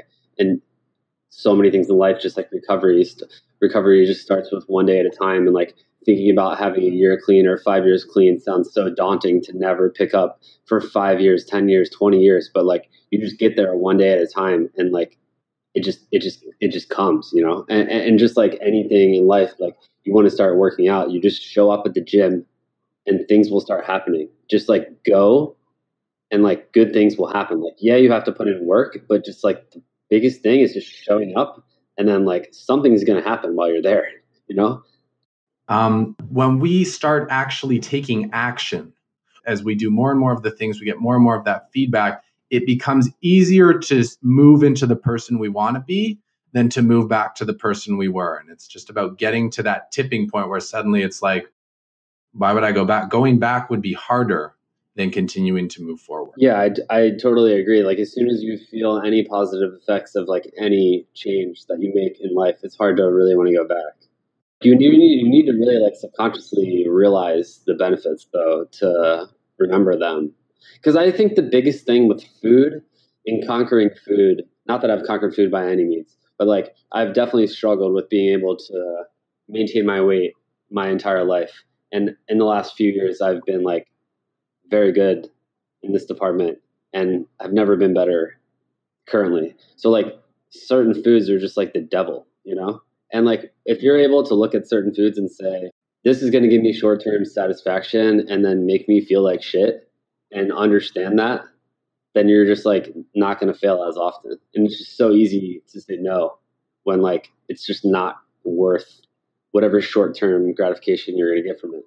Because it's so easy to give it in the short term, especially when you're in the moment, and just to forget about the long-term effect, even if you've done it over and over and over again. Because in that moment, you're just like, oh, whatever, like it's just now. And it's like, yeah, but it's not just now. What is my future? My present self might want this, but what does my future self think? And like, how much do I care about that future self to actually take a second to check in and be like, okay, is this white sugar good for me? This white table salt, like this white flour? Or maybe it's worth just having the patience to go for the healthier option. Yeah, because when you go days and days and days of like actually putting the correct fuel in your body and knowing what that feels like, and then you come off for like a cheat meal, you just feel awful. Like, I mean, you need to have those cheat meals to have like sanity, you know? But yeah, like yesterday I had a veal parm for dinner with my friend in town, and like it was so heavy. I had massive food coma after, and then like today I've been eating super clean all day and just feel excellent. You know, like I got tired while I was playing poker, but that was probably more related to my workouts the last 2 days. But yeah, like my body and everything feels very just like good. You know. Yeah. And on the topic of feeling, because you really hit it, like when you can feel into your body, you know what's good for you and what's not. But when people are like really addicted, because, I had my own issues with like smoking and chronic marijuana use and just like being dependent on substances for escape. Do you feel like the feeling centers are just kind of shut off? Shut off now? No, like when I was like medicating because I didn't want to deal with a painful memory, just like my feelings were off. So I wasn't even like aware of the effects that I was having because it's just like my ability to feel was like blocked and like really, really dulled. So I couldn't feel the difference between like eating healthy and eating poorly at the time when I was really deep in it because I was just so numb to almost everything. Yeah, I mean, yeah, you're not this is like why I never improved in poker when I was smoking a lot of weed, because I would just never like learn from my mistakes, because I would just constantly be high and then just like not remember that spot next time it comes up. And then it's kind of just like the same way when you're self-medicating with anything, that you just never really get to see what it feels like in its purest state. Yeah. Wow. And I think that's why it's so important. Like with sponsors and stuff, they see you as you can be. And they remind you like when someone who's like dealing with addiction sees you and sees you now and kind of you're healthy, you're happy, you've got a wife, you're going to have kids soon, all those good things. It's kind of a glimpse of what's possible if they stick to the path. And I just think that's why if people go out of rehab and they go back to the same environment, it can be really hard because in one place, the rehab center, they're treating them real well. They're treating them as like the person they're becoming, the transformed person, and they go back and then everyone's treating them like the addict that they were. So they end up being like, okay, this is the feedback I'm getting from the world. I guess this is who I am and how I'm supposed to be. Yeah, I would say from personal experience, my parents did like a good job in that department, where like they didn't understand anything about addiction, and like still to this day I don't think really know all that much, but they did a really good job of making me earn the trust back, but at the same time not making me feel the shame. So like clearly my father was way more disappointed than my mom. Clearly, I mean they both were, but like he was way more verbal about the disappointment. But then like, once he let those feelings out, he wasn't just like bashing on me for like trying to get better because I made a mistake. Like they were making me earn the trust back. I remember they wouldn't even let me, like I wanted to go buy cigarettes and they wouldn't let me drive to the gas station to buy cigarettes. Like they drove me there because they didn't trust me to leave the house. So like I had to earn that back step by step, and they were just good about like kind of like keeping me in line to succeed. But not being like too restrictive. You know what I mean? Yeah. They're acknowledging the changes that you're making and kind of adjusting each time so you feel better about it. They were like, we know you've been lying to us essentially every day for the last year. And like, who's to say that you're not lying right now? So like, you're going to have to earn this back, and it's going to take time, but like, you're just going to have to prove to us over and over again. And just like them checking in with me every once in a while, asking me how it's going, at 3 months clean, at 6 months clean, like those check-ins were like key. It felt good for me to be able to say like, I'm doing really well. Thanks for asking. Like, here's the urges, cravings I've had. And just kind of like being passively supportive and aware, but not like overbearing about the fact that like I made a lot of mistakes, Yeah. Yeah. It's like we got to forgive and forget. Like you can only give people a hard time for the mistake so much. If you're learning the lesson, then there's no need to bring up the mistake again. It's no longer a mistake. It's been learned. And I think that when you're learning to like show your trust to other people or build your trust in other people, you're also like building your trust in yourself, because like you have to be honest to them, but at the same time you have to be honest to yourself. And we kind of need those people there until we're like, okay, I actually like want to be honest to myself. I want to trust myself, and I can do it just for me, and I don't need an external third party to prove it to. I actually trust myself enough I can do it for me. And that's kind of what we build to, right? Yeah, I mean, I think one more thing about like the addicts is that one of the hardest things is coming to grips with the fact that like your closest friends and family are just likely not going to understand what you're going through, because if you don't have any problem with like drugs and stuff, it's a lot of people just can't even imagine like having problems with them.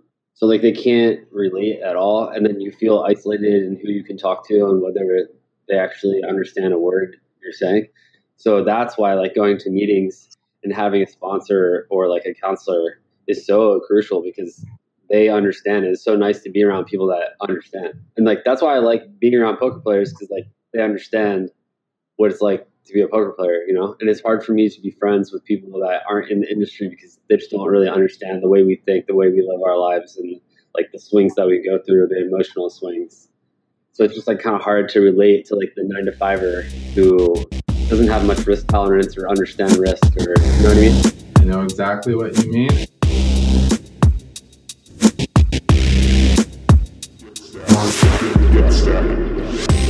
All In is part of the Poker News Podcast Network, which covers everything from the world of poker with plenty of insight, analysis, strategy, and commentary. To learn more about the other shows on the Poker News Podcast Network, look them up on audiobook.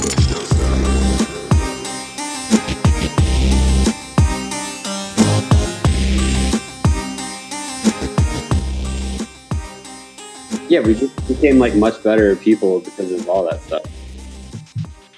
Yeah, dude, we had to go through it, Yeah, like that forced me to learn forgiveness. That forced me to learn forgiveness. For the audience members who don't know, we ran a poker game and we got stiffed for $100,000, and we had to learn to forgive the people who did that to us, and to also acknowledge that the reason that happened was because we put ourselves in a situation we didn't need to be in. You should have been doing your poker. I should have been doing my business. And instead we're like, oh, let's try something that we're not great at because it might make us more money. And that was the lesson, to be like, this is not your environment, boys. This is not your wheelhouse. But how like awesome was it to just give a big fuck you to all those people when I win the main, like not like months later, Like I don't really remember exactly when we got stiffed. I guess it was sometime in end of 2011. I mean, I can go through the details in about 5 minutes if you want me to run you through what happened. But what time of year was it? We got stiffed in October or November. I think we got stiffed in October of 2011. It was right before you went to Vegas, where you had, your rock bottom moment that they talk about in the documentary. But this home game where we thought we had all this money that turned out to be play money that disappeared. That's what started the rock bottom. Where you're like, I need to get out of here. I'm going to Vegas. And then it just got worse. And I was like, well, now I'm in the hole for this much, and now I'm alone in the hole for this much. Like, what the fuck? And it was right before you went to Vegas, and then you were like, I need to go home and be with my family because shit's too crazy up there. So whenever that was, I think it was around October, November, and then you stayed home for 2 months. You're like, I'm coming back, clean, sober. We're just gonna do what we do. We're just gonna grind. You do your teaching, and it's gonna work out great. Yeah, man. I remember the beginning of 2012 was like coming back with that mindset, like I'm just gonna flip the switch. And for the first, I don't know if you remember this, but for the first 6 weeks of 2012, I played mostly 1-2, and I wasn't really winning that much. Yeah, because you thought you were going to go for Supernova Elite, and I was like, dude, why are you not playing on game? And you're like, fine, I'll play on game, and then you just crushed everyone. Yeah.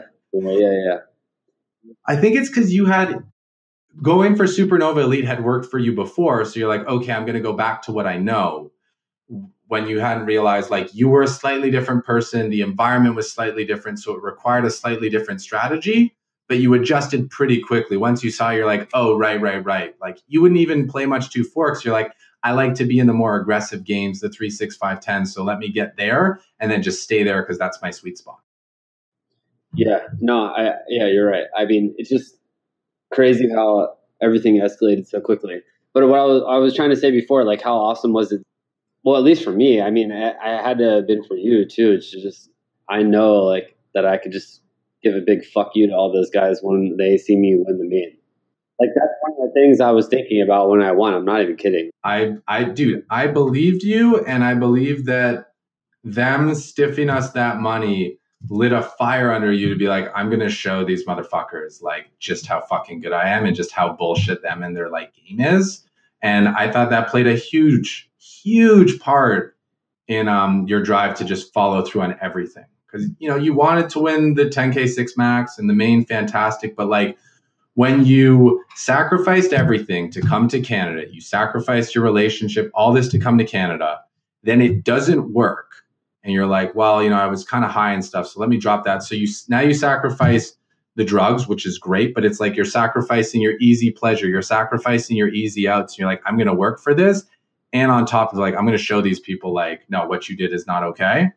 That together is like what makes, plus the single focus just makes for an unstoppable flow. Yeah, I really wanted to just fucking, oh man, like it was so nice to be able to see some of those guys after I won, just in Vegas. And well, obviously we don't like say anything to each other, but just like to make eye contact was fulfilling. Yeah, it's like I bet you feel good about that 40K you didn't pay, that 10K you didn't pay. Well, who's the big winner now? Were you able to? Because it was interesting. Like you had that drive. My experience was quite polarized, actually. Did you go through any of like doing the forgiveness stuff, or was your whole just like, yo, screw these guys. I forgive them zero. Just screw them. I'm going to show them. Yeah, like what was your process with that?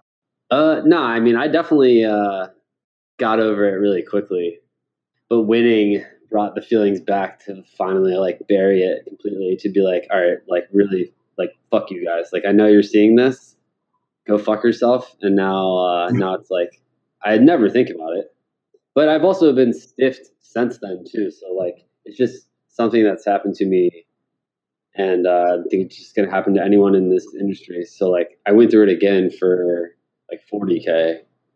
That one hurt. The more recent one hurt a lot more because I was giving a ton of action of like just straight up prop bet high stakes action to the guy who stiffed me. So like, it's one thing if I beat you in poker and you don't pay me because I'm probably going to beat you more often than you beat me. But like when I'm giving you direct 50-50 odds on gambling for tons of money and then you don't pay me, I'm like really torching it, Yeah. It's really easy to just lose a ton when you're flipping coins. So yeah, I remember when you first moved in, you guys would flip coins all the time, and I did not understand. I'd be like, you'd play CCR, and then you'd go double or nothing on the bill. Just you're like, it's fun, and I'm like, how is putting yourself to sweats fun? I love it, man. I mean, I love just a little fun sweat. It's fun. That's what I miss about the cash games online is like I miss being all in like several times a day. I love just like the stacks flying around. There's so much fun. Before, when you brought up me being stuck and saying that I would just play until I got out, well, like now when I'm stuck like quite a bit, I'm almost always quitting because you're never gonna get out. Like people just don't play for stacks, and especially in the bigger games. Like if I lose, let's say I lose like 4 stacks at 5-10. I mean, the likelihood of me getting out, being stuck 4K in most 6 max 5-10 games, like no one's putting any money in the pot. So I'm just like quitting because I know I'm not going to play well. It's the same thing for live. Like if I lose a huge pot in like a pretty nitty game, I just quit. Like I just know myself too well that I'm going to force the action when I'm not. Even though like it doesn't matter, it's all one long session, blah blah blah, whatever. Like we're all humans. Yeah, there's that frustrated energy that's flowing through the system, and the best way to clear it is to go for a walk rather than try to like aggress it out at the table. Yeah, I mean, we can just always come back the next day. I mean, you do need to be able to play through that stuff. Like I said before, when the games are phenomenal, you need to be able to push yourself through it. But, there's only so much you can take sometimes. Yeah, and do you think that mindset of being able to push through it is what allowed you to actually come through in the main? Because I remember like three-handed, you lost kings to ace king, and I think there was another frustrating hand where it's like, oh my god, you got to go back to work again. But you were so resilient. You were just like, whatever, next hand, next hand, next hand.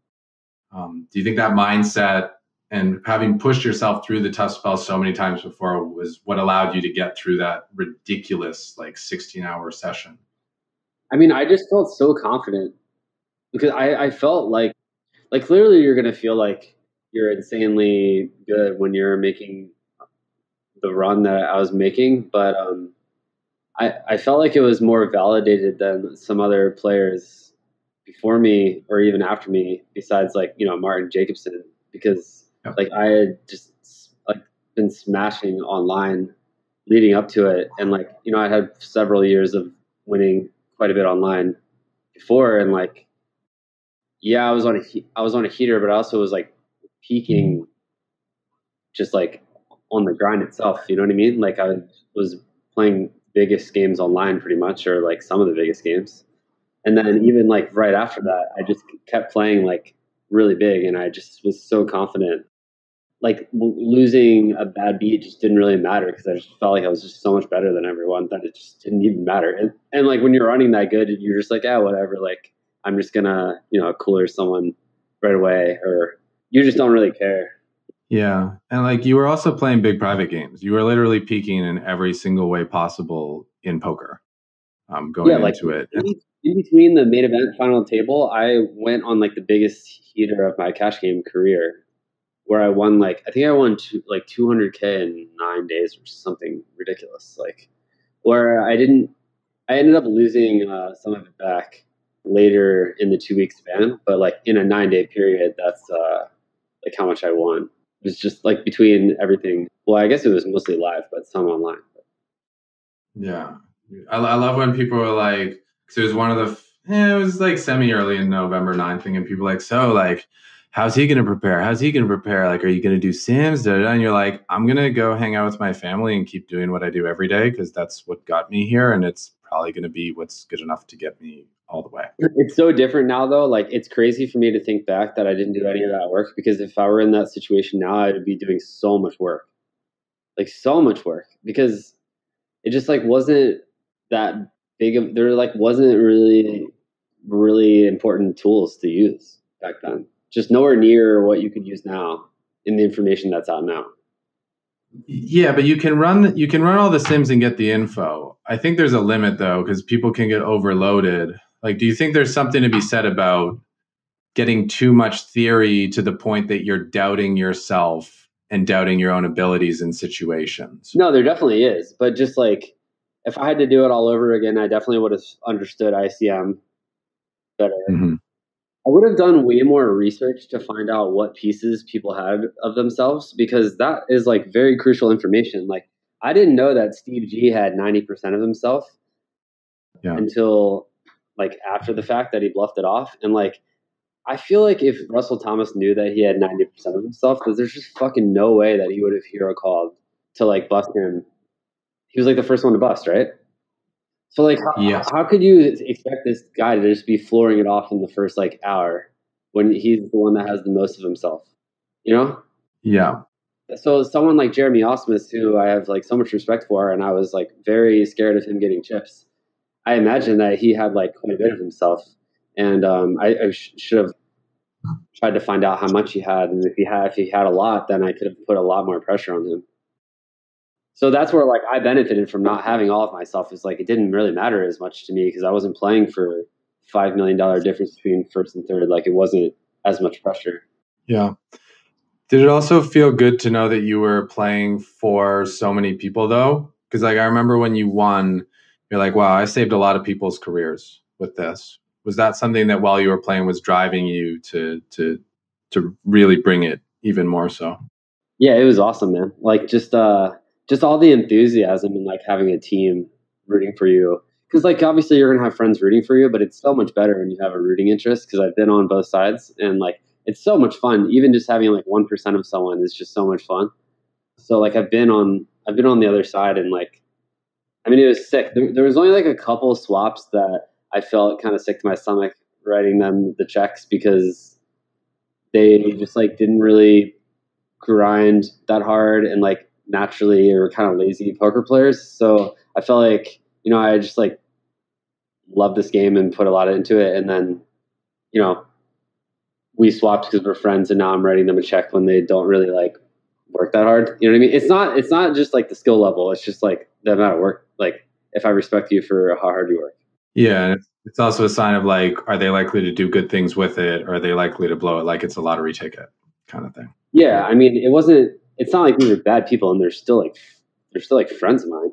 Like not close friends by any means, but those are the only. So for all, I mean, I probably wrote like 14 checks, so to only feel bad about 2 of them, and there were just small swaps anyways, is like a good thing. And obviously I felt like amazing. The biggest check I wrote was to Tony Gregg, and it felt awesome because like I wouldn't have ever been in the situation without him. I almost am like thankful. I kind of am thankful that like I didn't win more, because would I have as much drive as I have now if I won more? Like, I don't know. I knew that I would just eventually get to that number anyways. So like, it just doesn't matter. So it's like cool. It's cool to be able to like just continue building and not just like literally win the lottery for all of it and feel like you just never have to do anything ever.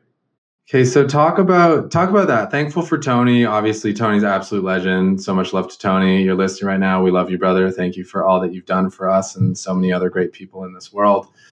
So Tony's backing you when you have your rock bottom moment, and I know there was a lot of drive from you to get him that money back because you felt you lost it on bullshit terms. You shouldn't have even been playing in that state, playing on someone else's money on that state. You felt bad, and it drove you to get it back. But then you won the 10K six max for $1 million.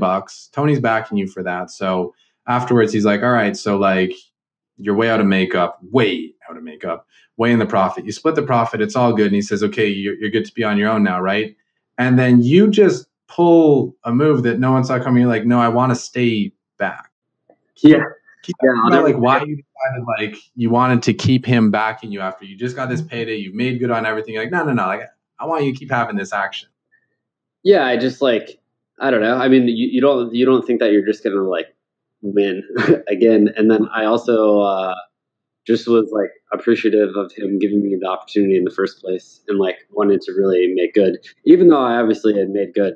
I just like, I'd agreed to the deal, and like I wasn't just going to shower the deal because I was out. Like so I was like 80K makeup going into the summer, and then I was almost out before the 10K six max because I had some tournament scores and was like winning in some cash games. I think I was like barely down. And then, obviously I like cleared that and we split up all that money. But like, yeah, I just agreed when we first started. The stake was December 2011. And I said, hey, if I lose this month, like in the Bellagio games and the home games, that I'll give you 25% of my online action if I'm not out of makeup by the World Series, because you'll have me during the World Series for cash and tournaments. So he was like, sure. And then, so like I won quite a bit online leading up to the series, but hadn't given him any of it yet because I was waiting to see how the summer was going to go. You know what I mean? So that's like the agreement that I gave him. Like I gave him my word, and I just didn't want to like shower him. I don't know. That's awesome, because I think integrity is one of the most valuable commodities in this world. And it was only one more tournament, right? You were you didn't even care about the main anyway. You won what you wanted. You were ready to go home and just kick it, and then you're like, oh, hold on, there might be an opportunity here. Yeah, and then like in return, he's made me back so much money, because if you look at his Hendon mob, essentially every score he's had, I've had a piece of, and like had a big piece of, or like a good piece of the one drop. He's made me back a ton, and it's not even like I've still made him more than he's made me, obviously, but it's not just like a one-way street where I just like gave him all this good action. He never gives me good action. He's giving me like tons of like insane spots that he sells to me that he doesn't have to sell, and he still doesn't have to sell. I always tell him like in certain spots to be like, oh, you have 10%. I'm like, dude, you don't have to give me that much. Like, you know what I mean? Yeah. Like I'll obviously take it every time for sure, but like don't feel like I want him to feel like he doesn't have to give me that stuff. Yeah. And I think it's what you hit on earlier, where you're like, it's nice to have people cheering for you, where it's genuine, because we want people to be successful, but there's something that's almost unavoidable in humans, that when someone else is like really succeeding and you're not, that there's some little like, oh, why not me? It's really hard to overcome. But when people have a vested interest financially, it is authentic. They want you to win because they want you to win, but also because it's going to benefit them. There is no like remorse, no like it's half-assed, like it's genuine, like I want you to win, I want you to win. And I think that's it, by having him in your corner and by him selling you pieces, like he just wants to keep the team going. And in the short run, yeah, maybe he's giving up a little bit of EV by selling at this rate or whatever. But in the long run of your relationship and your friendship and your life, to have the people you care most about vested in your interest and your success, winning together and growing together and like staying together and not separating, like, I don't think there's a better decision that one who sees the big picture can really make. And I feel like you being a big picture guy, knowing the importance of your word and your integrity, that's kind of what you did with the main. And I'd say it's paid off in spades, not just in dollars, but in terms of your relationship, your development, the whole family, the whole crew's development was because of that kind of connection. Yeah. And like he's always been, driving me since day one, because I met him and he was just so fucking good. And like, I've just always been driven to be better than him. And I don't think I ever have been. I don't think I've ever even come close to being better than him. And like, I play so much more than him. And like, I'm always been like chasing him. And he like was partying a little bit too much for, I would say, like a year, 18-month period, and wasn't having really like any results. And it was like depressing for me to see him go through that, because I like need him to chase. Like even now where he doesn't put in a lot of volume, he's still better than me. Like I just played with him at Maryland Live a little bit, and like I talked poker with him, and he's just so good. Like I like chase him, and then obviously I like somewhat chase his financial status, which I don't know what it is, but I just know it's higher than mine. It's like a healthy competition. Like it's like something to like chase. Like for sure, I look up to him, Yeah, you want to outdo the teacher. You want to become the master. But I don't ever actually want to like pass him though. I need him. Like whenever he's talked about like not playing really anymore, I get like depressed, because I need someone to like chase him. So it's weird that he's not out battling these like 25 and 100Ks anymore, even though I don't play the tournaments anyways, but it was so much fun to just like watch the updates on those and know that he was out there playing them. But he's still so good, man. It's pretty insane. Yeah, and I think a lot of that has to do with the other areas that, he's always ahead of the curve. He was quicker into nutrition, like you said, quicker into fitness, quicker into yoga, quicker into meditation, law of attraction, all these things that they're out there, they're kind of woo-woo, but they work.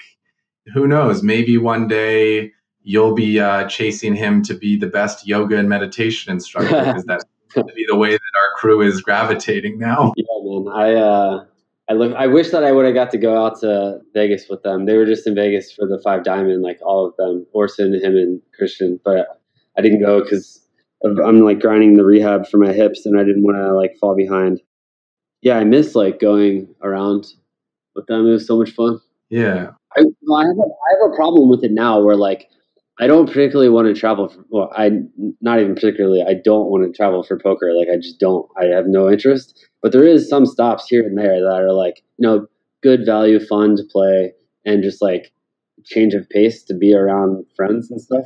But then I'm so fucking bottom line about all this stuff. And like, I want to just be like, hey, I can go to this tournament stop for a week and like sacrifice my EV for that week and just like go do something different. But I'm so caught up in like maxing out right now. So I struggle with that. Have you read The 7 Habits of Highly Effective People? No, I'm awful with reading books. Okay. Well, maybe I can't do it off the top of my head, but maybe I'll give you a Cole's notes on it or a highlights of it, because it talks about the different kind of centers we can have. And some people are money centered, some people are career centered, relationship centered, pleasure centered. So like someone who's an addict is going to be very pleasure centered. Someone who's a workaholic is going to be very career oriented. Some people who will always do what their partner wants them to do, but never cares about themselves, is very like partner oriented, partner centered. And then there's a different thing, which is principle centered, where you know what your principles are, you know what your values are. But when you're testing a thing to be like, should I do this or that? You run it by your values as opposed to your regular center, which I think for you is probably money, possibly career. So it's always like, it's hard to do things that go against maximizing money or maximizing career because your center is that. Yeah. And like, I don't take for granted the skill that I have. So like, yeah, I want to like use it to its max and not be like, oh man, like should have played more back in the day when like the games were so good. You know what I mean? Because I know exactly what industry changes so much year over year, and like just not getting the most out of good opportunities, it's hard for me to like pass up on. Because if I'm going to go somewhere, I'd rather just take a vacation and go somewhere and like see, you know what I mean? So that's why I don't really want to like travel for poker.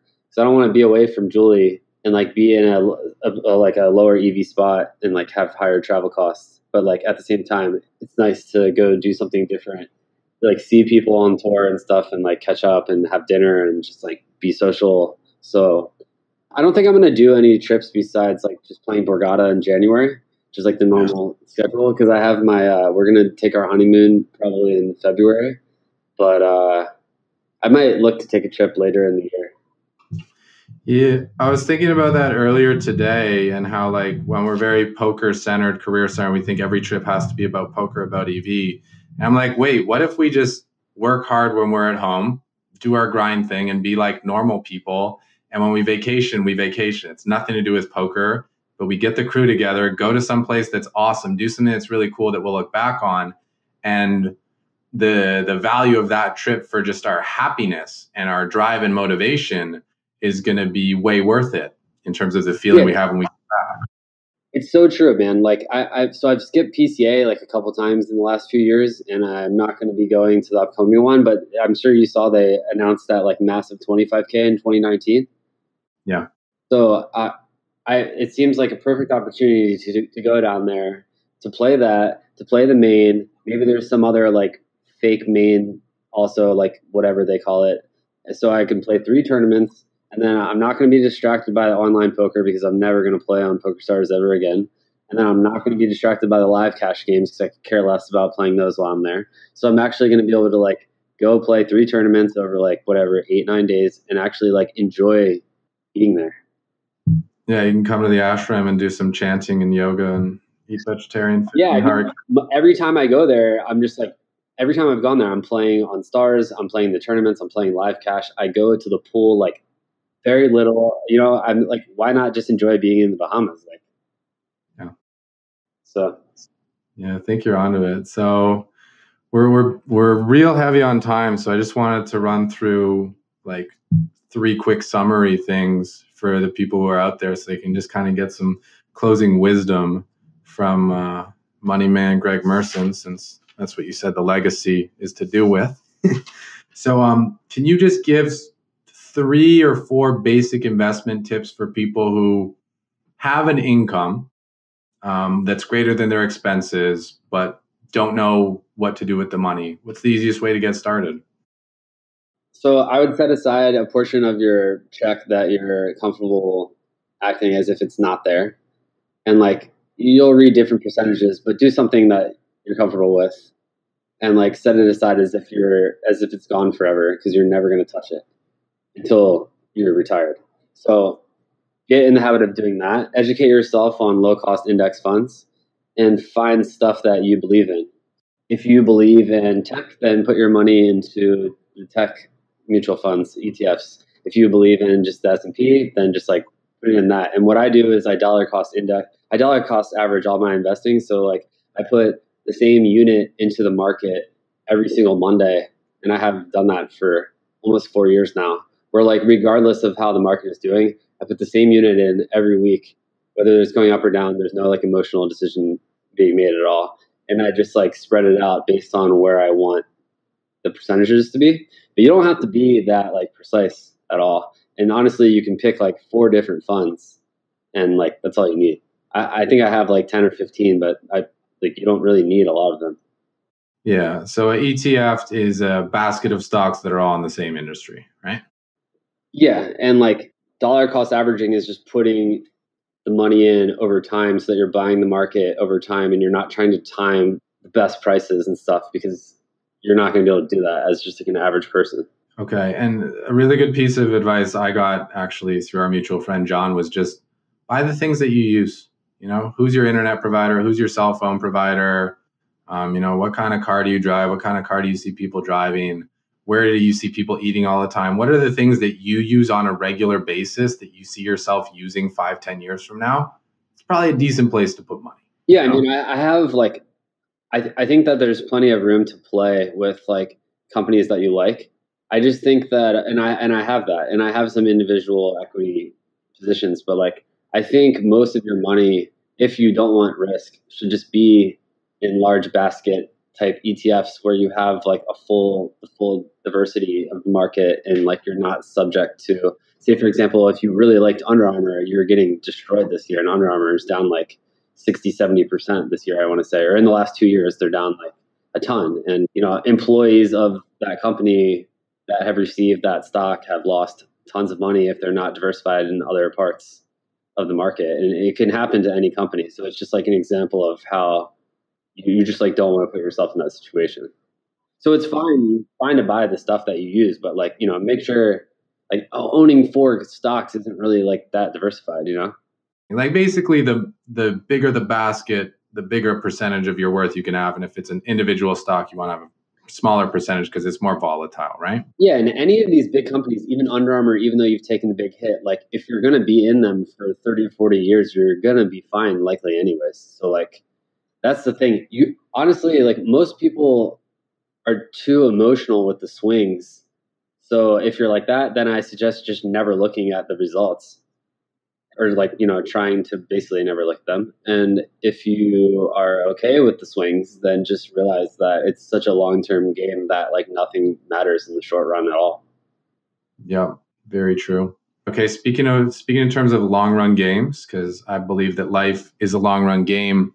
And I believe that even if we're in a challenging situation now, there usually is a way out. And the sooner we can make progress towards getting out, the more of our years we can get to enjoy at a high level of life. So for anyone who's, struggling with some addiction that they're aware of is negatively affecting their life, where do you think the best places to start are? Just the easiest ways to get on the path to recovery? So I would say whether it's gambling addiction, food addiction, porn addiction, drugs, whatever, just get through one day. Try getting through one day. And then like being honest with yourself about how difficult it is for you to get through one day. And that's really going to like give you a gauge on how severe your problem is. Maybe you can make it through one day pretty easily. Then try going through like 1 week, and just be like real honest, like brutally honest with yourself about like where you are in your like addiction, and then just start seeking help in that industry. Like the internet is like the best thing ever, and you can find anything on anything near you, no matter where you live. If you live in the middle of nowhere, I'm almost positive that they have like counselors and stuff that you can use through the internet now. So yeah, I mean, there's just like a million different ways you can go with this. For me, I would just see like how difficult it is. Like now I'm trying to do the intermittent fasting, and I'm just trying out different eating windows and seeing like how difficult it would be for me to do this window for X amount of days and just see how it is, and see how I like it. Yeah. So just like get out there and try stuff and like fail, and it's okay to fail and learn and then move on and get better. The biggest thing is that you're just likely going to fail with any addiction. You have to understand that you're likely going to fail, but then don't use that as an excuse to fail, which is very hard to do, because I think it's like 85% of addicts that go to rehab are going to relapse their first attempt, So Yes. if you know that going in, then you're just going to be, you're kind of like fucked mentally. If you're having a bad day, that you can give yourself that out. Well, almost everyone never makes it their first try. So like, you like start feeling bad for yourself, but you have to be able to like come back from these relapses, because I relapsed a million times. I'm not a million times, but like 7, 8, 9 times. Who knows? Like it took me multiple times. And each time you just come back a little stronger, right? Yeah, you just use what you've learned, and like I even had 3.5 years before the really bad one in 2011. Like I've been going through this since basically the summer of 2005 is when it all started, and it was really bad for 2 years until 2007 with a bunch of like mini relapses and like hiding it from my parents and stuff. And then 3.5 years up until 2011, and then the full big relapse for like 11 months or whatever. So like even now, like I just had 6 years clean, and I don't take that for granted, like each day I got to get through the day. Obviously I don't have drug cravings like I used to, nowhere near, but like I know I have like so much to lose, not just money, but just like my life. Like I have a wife, I've like, she depends on me, and like I've just have like more responsibilities now, and there's just going to be more and more responsibilities when I have a family. So like I have to make sure that I'm in line. Yeah, I almost feel like the responsibilities help us stay in line, because when there's other people counting on us beyond ourselves, we feel more just responsibility to not do stupid stuff. But it's tough. I get to spend a lot of time taking care of myself because I can spend the time in the gym. I can spend the time meditating. I can spend the time taking a bath, where like certain people that have 9 to 5s can't do that, or like certain people that have families don't have time to do that. So that's the stuff that scares me as an addict, is like, what do I do to keep myself in a good headspace when I don't have as much time as I do now? Yeah. So, yeah, I think, I don't know from experience, but I think something bigger kicks in that just kind of handles that. Like I hear people who tell me they have kids, they say you just see this connection between you and them, you and the child. And you see how when you do bad behavior, how the child suffers as a result. And because you have that direct feedback from the child that you love so much, you just can't do it, because you're going to get the feedback right away. And I think something just kind of automatically like kicks in when that being comes into this world. But we'll see. Okay, and my last cue, because it's really amazing what happens when we have the perspective of the big picture. So if you could go back and talk to Greg from 10 years ago, what advice would you give him, or what would you like to tell him? I don't really know, because I wouldn't change anything about my path or my story. Like what I went through made me such a better person, and like I'm nowhere near done growing. I mean, I don't think we ever are done growing, but just like how much I've changed year over year in my 20s is just wild.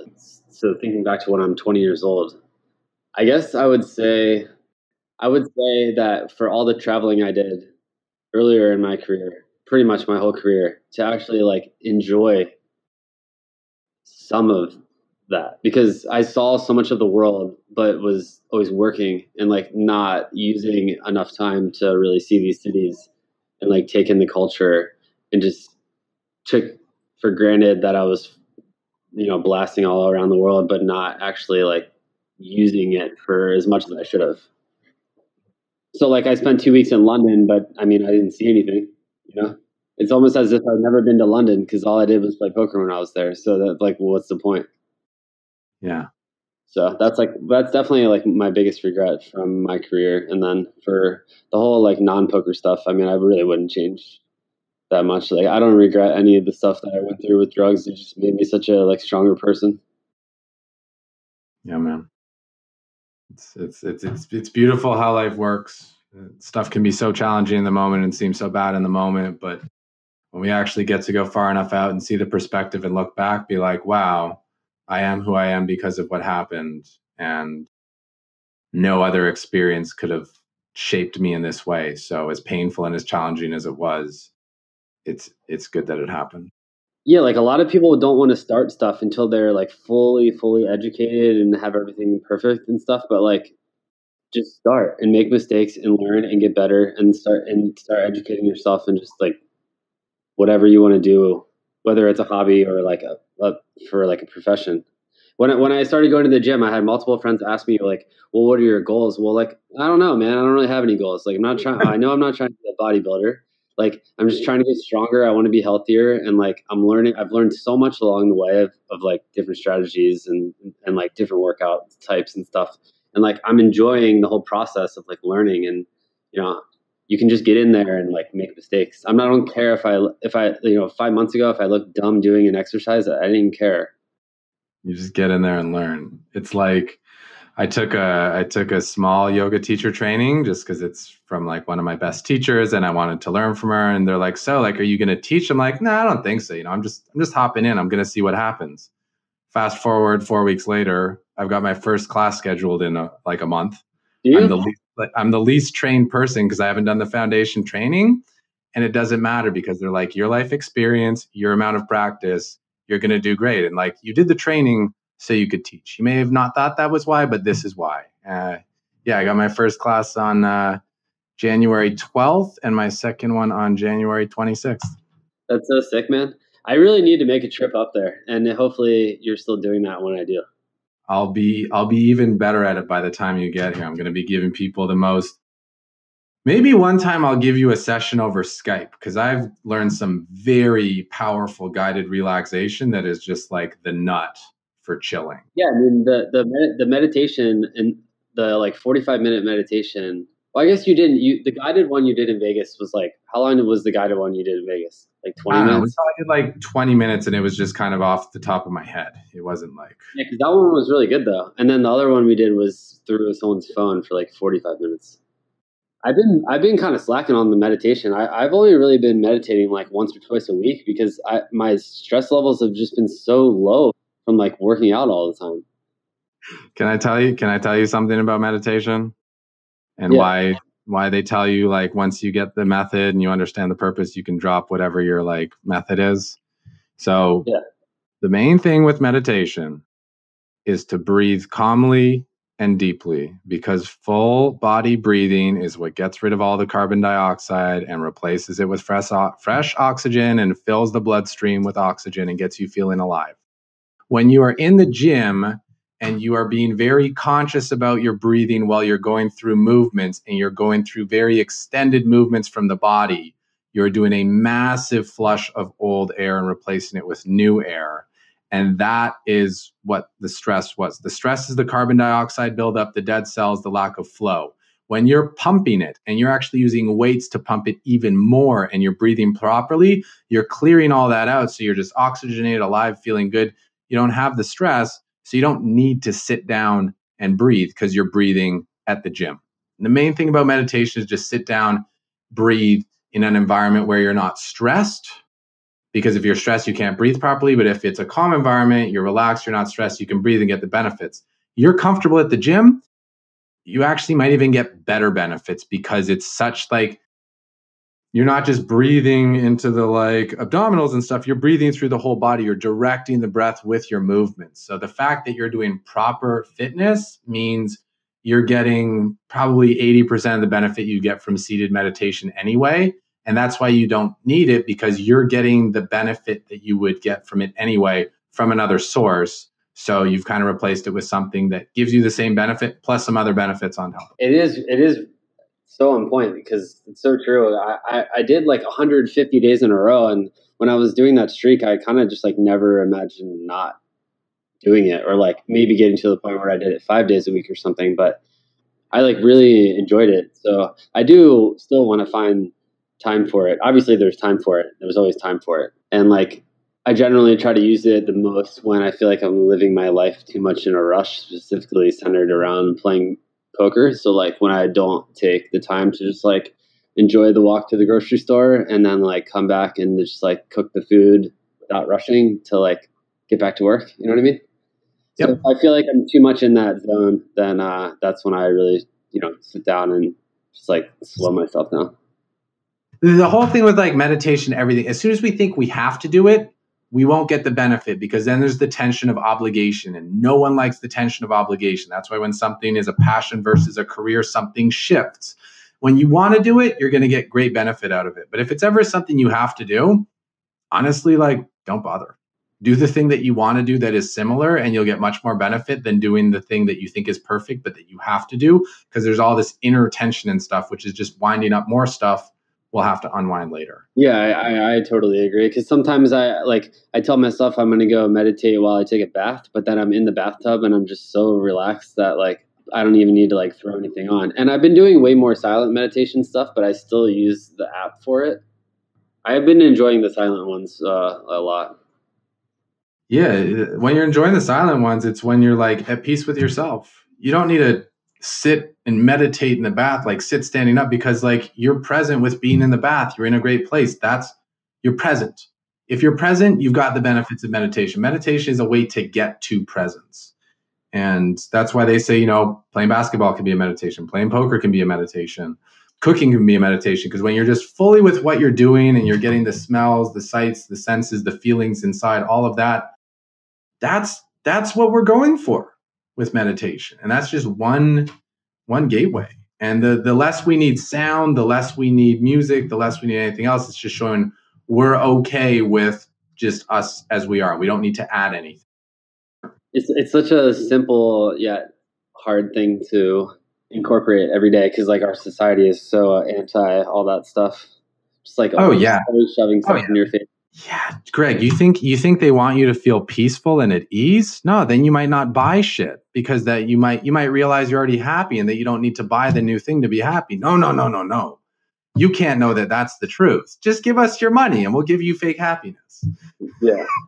I'm actually like very lucky that I don't get exposed too much to the advertisements, because the TV I do watch is all DVR'd, so I never watch commercials. And then like most of the social media I'm on is Snapchat and Twitter, and there's not like specifically Twitter. There really isn't that much ad on there, so it's not like as bad as it can be, but it's bad. Like you subconsciously don't even realize how bad it is when you're just like constantly having stuff thrown in your face. Oh yeah, like when you're scrolling on Facebook and they're just sliding in there and you're like, I didn't click like, I didn't notice, but like somewhere implanted in there in like 10 hours, you're gonna be like, I'm really craving this. I don't know why. And it's like, it's because they got you. Yeah, that's why like my food cravings for bad food is like, yeah, I don't want Papa John's pizza when I see a commercial for it, or Domino's, but like you might, like a fraction of a percent of the time you might be like, oh, I'm gonna order pizza now, and that's like bad. You know what I mean? I don't want to see that. I don't need to see the commercials for that stuff or the ads for that stuff. Yeah, and it's such a scam, because it's like they don't even advertise you the pizza. They advertise you that nice music they play, the happy faces. So you're like, oh, I associate Papa John's with elevated feelings. I feel depressed. I want to feel elevated. Papa John's, that was associated with that. And it's like, that's the trick. They didn't even advertise you the thing. They just put that label on the feeling that they were selling you with visuals and audios. So they trick your brain into thinking, oh, that means that, or that gives me that. And it's like, it's just pure psychological manipulation. I don't know what my like strategy will be with kids and allowing them on these devices at early ages, because it's like they're so addicting, man. And think about like all the adults that are so addicted to these devices when you're like way more developed in life and have more control over all the aspects of your life, and you're still insanely addicted, and then you hand these devices to like a 7-year-old. I mean, it's crazy. And I think that's where the meditation comes in, because when we sit and meditate, we're like, oh man, my mind's like so racy. Why is it racy? And then you'll see all the things that got fed into it. And that's why when we really get into a practice of working out or meditation, whatever, we stop wanting to do those other things, because we see how they raise our anxiety levels. They speed up our minds. We're like, oh, if I don't expose myself to those things and I don't put them in my head, they're not going to play out later, and I'm more calm.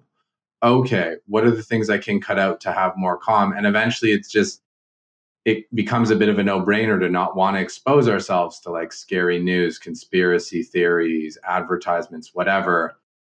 But it's still, it's hard when it's around us in the streets with our friends, whatever. So it's a process. But the more aware we become, yeah, and then it's just trying to instill those values in our children and hope that we can spend more time with them than just the kids at school, because that's really the blessing you're setting up with having this extra money and this freedom and the time to be with your kids, is if you can be their primary influencer and you have a good understanding of the world and good values, that's what's going to shape them. Whereas if you're always working and they're at daycare and they're at school, they're getting shaped by the other kids at school and the other kids at daycare, and it's like the blind leading the blind. So really just, I mean, going with the flow, but being able to be available for them and having a good understanding of how things work is probably the greatest gift you can give. And that's why your big picture plan and is so beautiful, and why you're working so hard. It makes so much sense because you really are thinking about a lot more than just yourself. Yeah, I mean, I'm very interested to see what my work schedule looks like when I'm a father. Just really have no clue how I'm going to feel about poker and work, because I have a hard time leaving because I don't want to leave Julie by herself. So I can't even imagine like having a kid and just like leaving to go play at the casino or something when I actually like don't really need to grind. You know what I mean? Yeah. It's going to be exciting to see what the future holds, but we'll just have to watch it all unfold.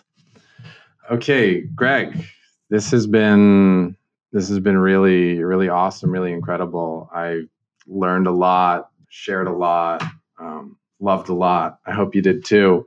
For anyone out there who's listening, who wants to connect with you on social media or whatever, what is the best place for people to find you?